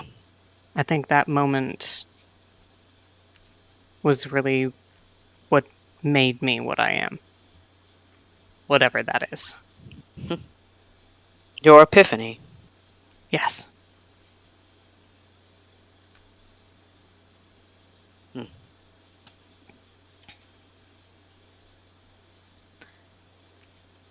And I am... I can't tell that to my sister. No. I almost did. That was almost a huge mistake. That's alright. You didn't. No harm, no foul, as they say. She wouldn't understand. I found that few outside of those who follow Holt understand things of that nature.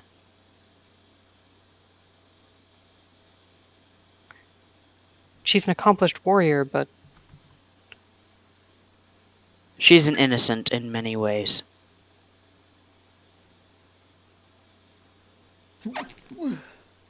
you're right. There's no harm in recognizing that.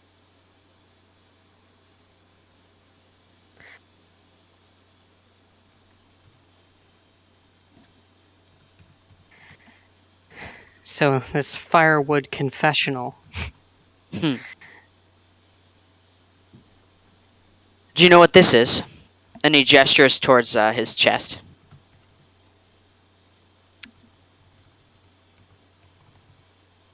I feel like you've mentioned before.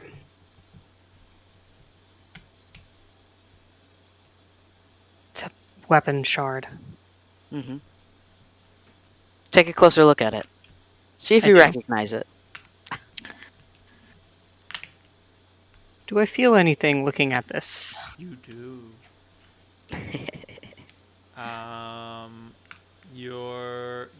You're looking into Halt's old brooding eyes when you look into it.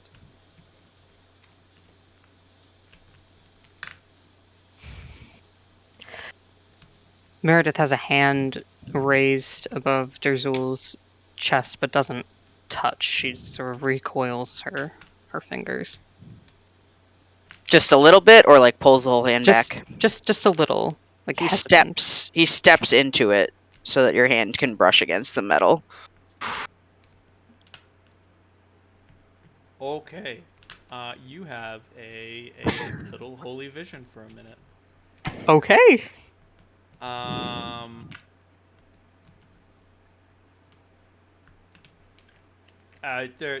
There's it's got Halt at a sort of like tactics table, and it's like a bizarre three-dimensional battlefield, not just because there are entities flying, but because there are multiple layers of attack and defense. And he's in a room with a couple of pit fiends, and who are the other really smart devils? Oh, Irenaeus. Asmodeus. Yeah. Irenaeus. Oh, would be- sorry, who- not like oh, named devil. Well, Irenaeus and is it Glebrazus? Are those the ones with the snake bodies and the forearms? Those are no. the crab demons, Oh, my or bad. Glubberzu.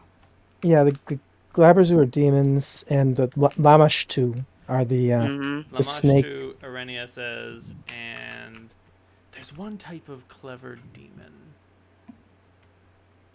Like I mean, the Glabberzu are clever. They're very clever. okay, and some Glebrazu. And they're all tucking strategy and trying to figure things out. And it's like, oh, I think we should do this. I think we should do that. And Holt's back there and he's taking it all in. And he just points to one of the Irenaeuses and just says, "We should do what? Oh, can I find a random devil name generator?"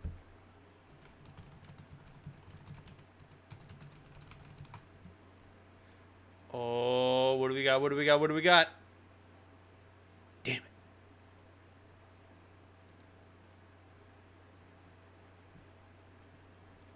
I think we should listen to Lady Truthdaneth on this one.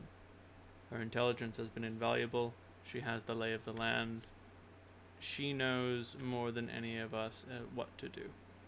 And someone else, like a pit fiend, pipes up and says, "My lord, with all due respect, we're dealing with a spy, a whore, not a soldier." And Holt reaches up, grows in size, and grabs the pit fiend by the throat, and just says, "It wasn't a question." And the pit fiend gasps, "You can't just throw a tantrum whenever someone disagrees with you." And Holt squeezes and just says, "If you want to take control of this council, you need to get stronger. Are you in a position to defy me?" "No." "Then be silent." And he just tosses him away. Tosses him away like an errant toy with the strength of a leviathan. Just I don't care. And he goes fucking flying into a wall and smashes off of it. Now then, Lady Truthdaneth, we will enact your plan. But the words stick with you. You'll never forget that phrase. If you want to be better than me, you need to get stronger.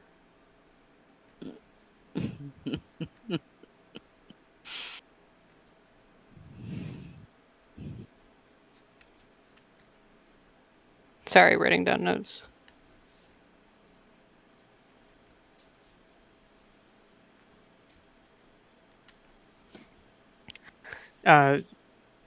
Meredith removes her hand from the piece of metal and actually has to lean on Durzul as she catches her breath. Yep. This has happened probably once or twice before with true believers who have touched it. Oh yeah.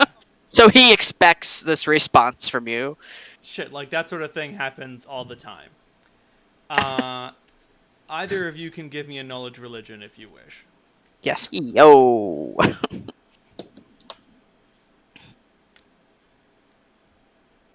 Not the best, but okay.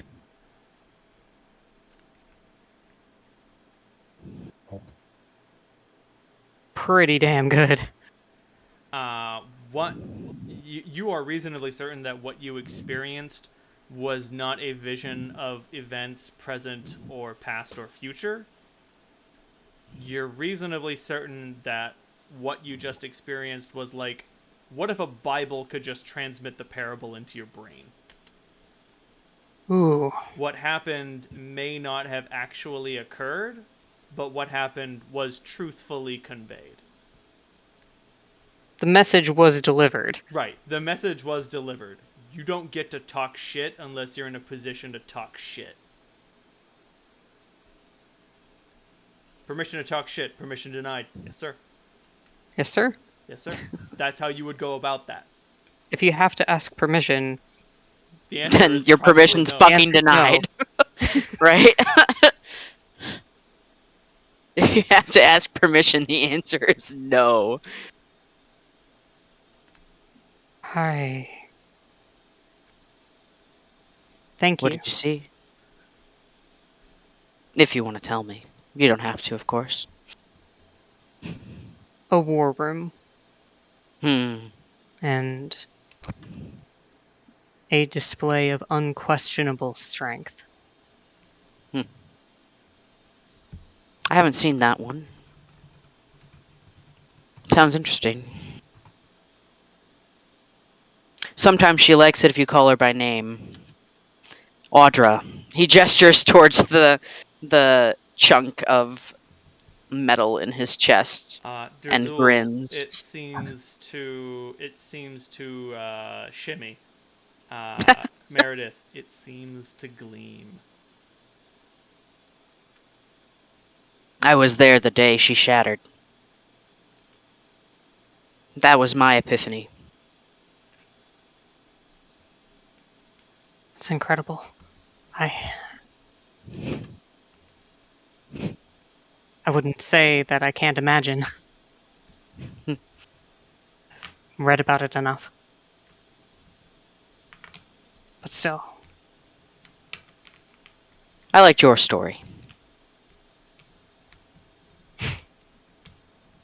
You got to make eye contact. I was just some urchin on a battlefield where he really had no right being. But Holt wanted me for something, and now here I am. I'll take it. I guess that's why both of us are still here, huh? I think you're right. We better get back with this firewood, huh? Right. Yeah, all 3 pieces of it. Yes. the We've fire. done a fantastic job. It's a swamp. We did our best. You've gotten out of marshland. You've gotten into steppe. It's much more difficult to find firewood. Fair. But dried sheep patties, maybe. Mm-hmm. Who's ready to burn some dung?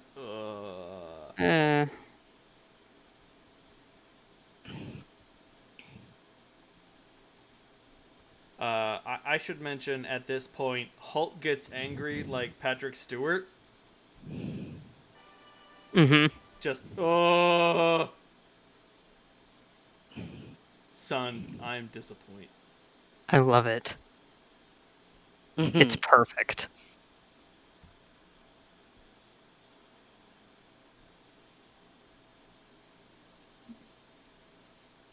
Well, how late in the evening are we? It is, well, it's 9:44, you big dum-dum. No, yeah, actually, coincidentally, it is getting around that time. Is it time to share body poetry around the campfire? Body poetry? Is it Body. dance? Body. Oh, Okay. body poetry. I was like, Because I heard the other one first, I mean, too. Yep. body poetry sounds. Is that what the kids are calling it these days?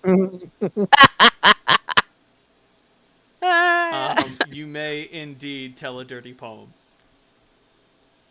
Would you like me to read it to you? Yes, please. This one, Cap and Reese will know. Mm-hmm.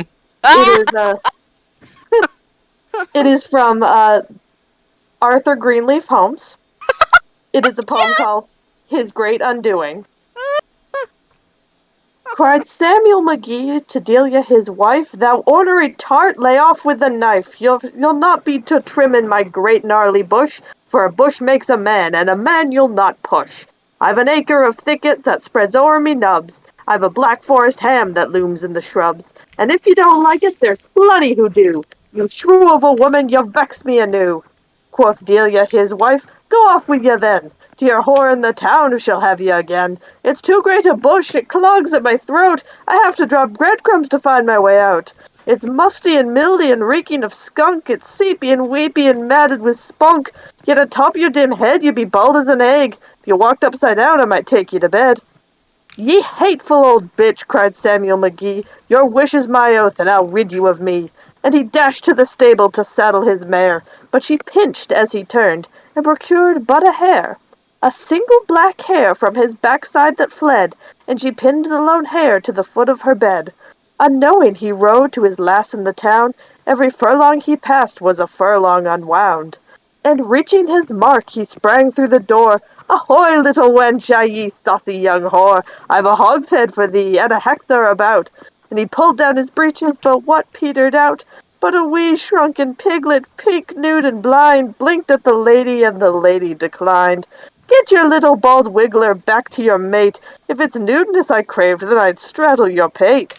So humbled he mounted his dutiful mare, and plodded on home while he gathered his hair, in a great crying spool o'er meadow and heath, till he stood before Delia, a-flossing her teeth.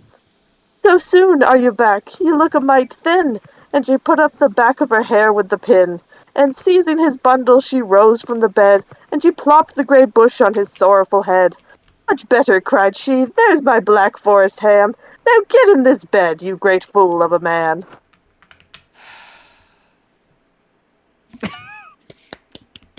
And this is how we solve our marital problems. Derzul comes back for like the last half of it, is very familiar with this particular poet, and claps when you finish. Yes.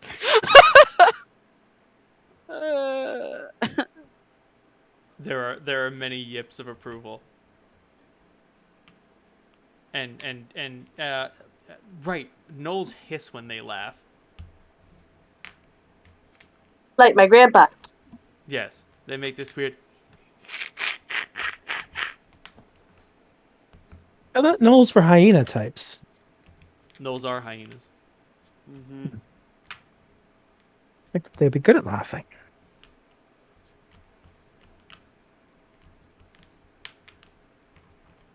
You make a good point, but I stand by what I said. That's a well thought out, lucid objection. Overruled.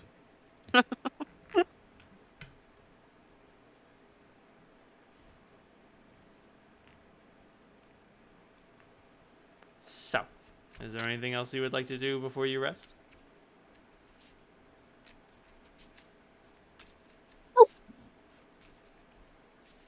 Just that I would like to rest near to Terzul tonight. As you wish.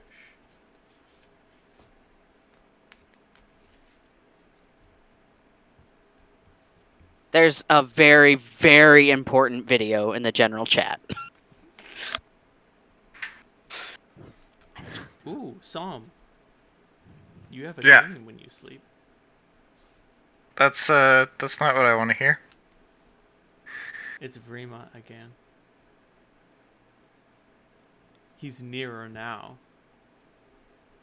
He's in plain speaking distance, maybe 10 feet away.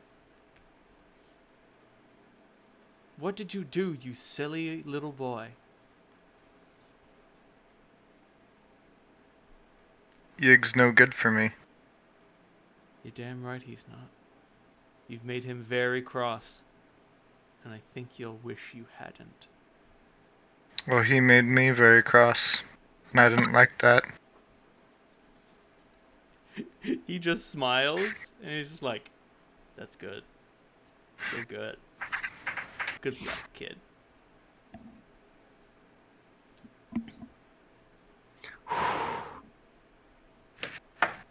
Was that it? That was the whole dream? That's it. Okay.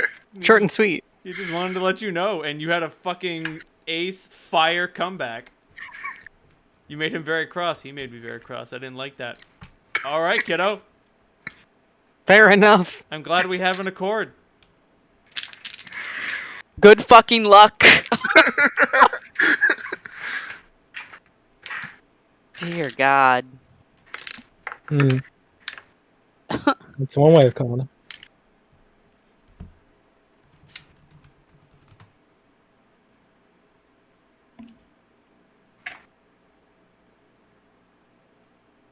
Let me just pin that.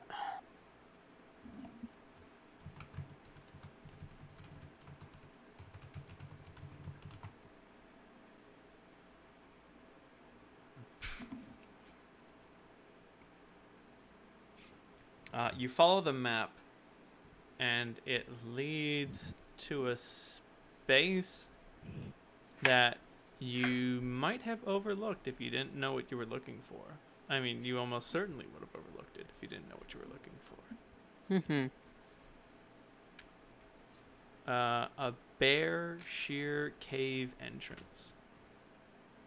Oh, hey, one thing before we arrive. I'm just going to be trying to keep an eye on our back trail and just make sure that no one's following us, either from, nomads or whatever. There doesn't appear to be anyone following you. Okay. But we will enter the cave. We will enter, no, not the Golem Shore. We will enter the Automaton Forge next time. Hey! Bum, bum, bum. Hey. Do do do.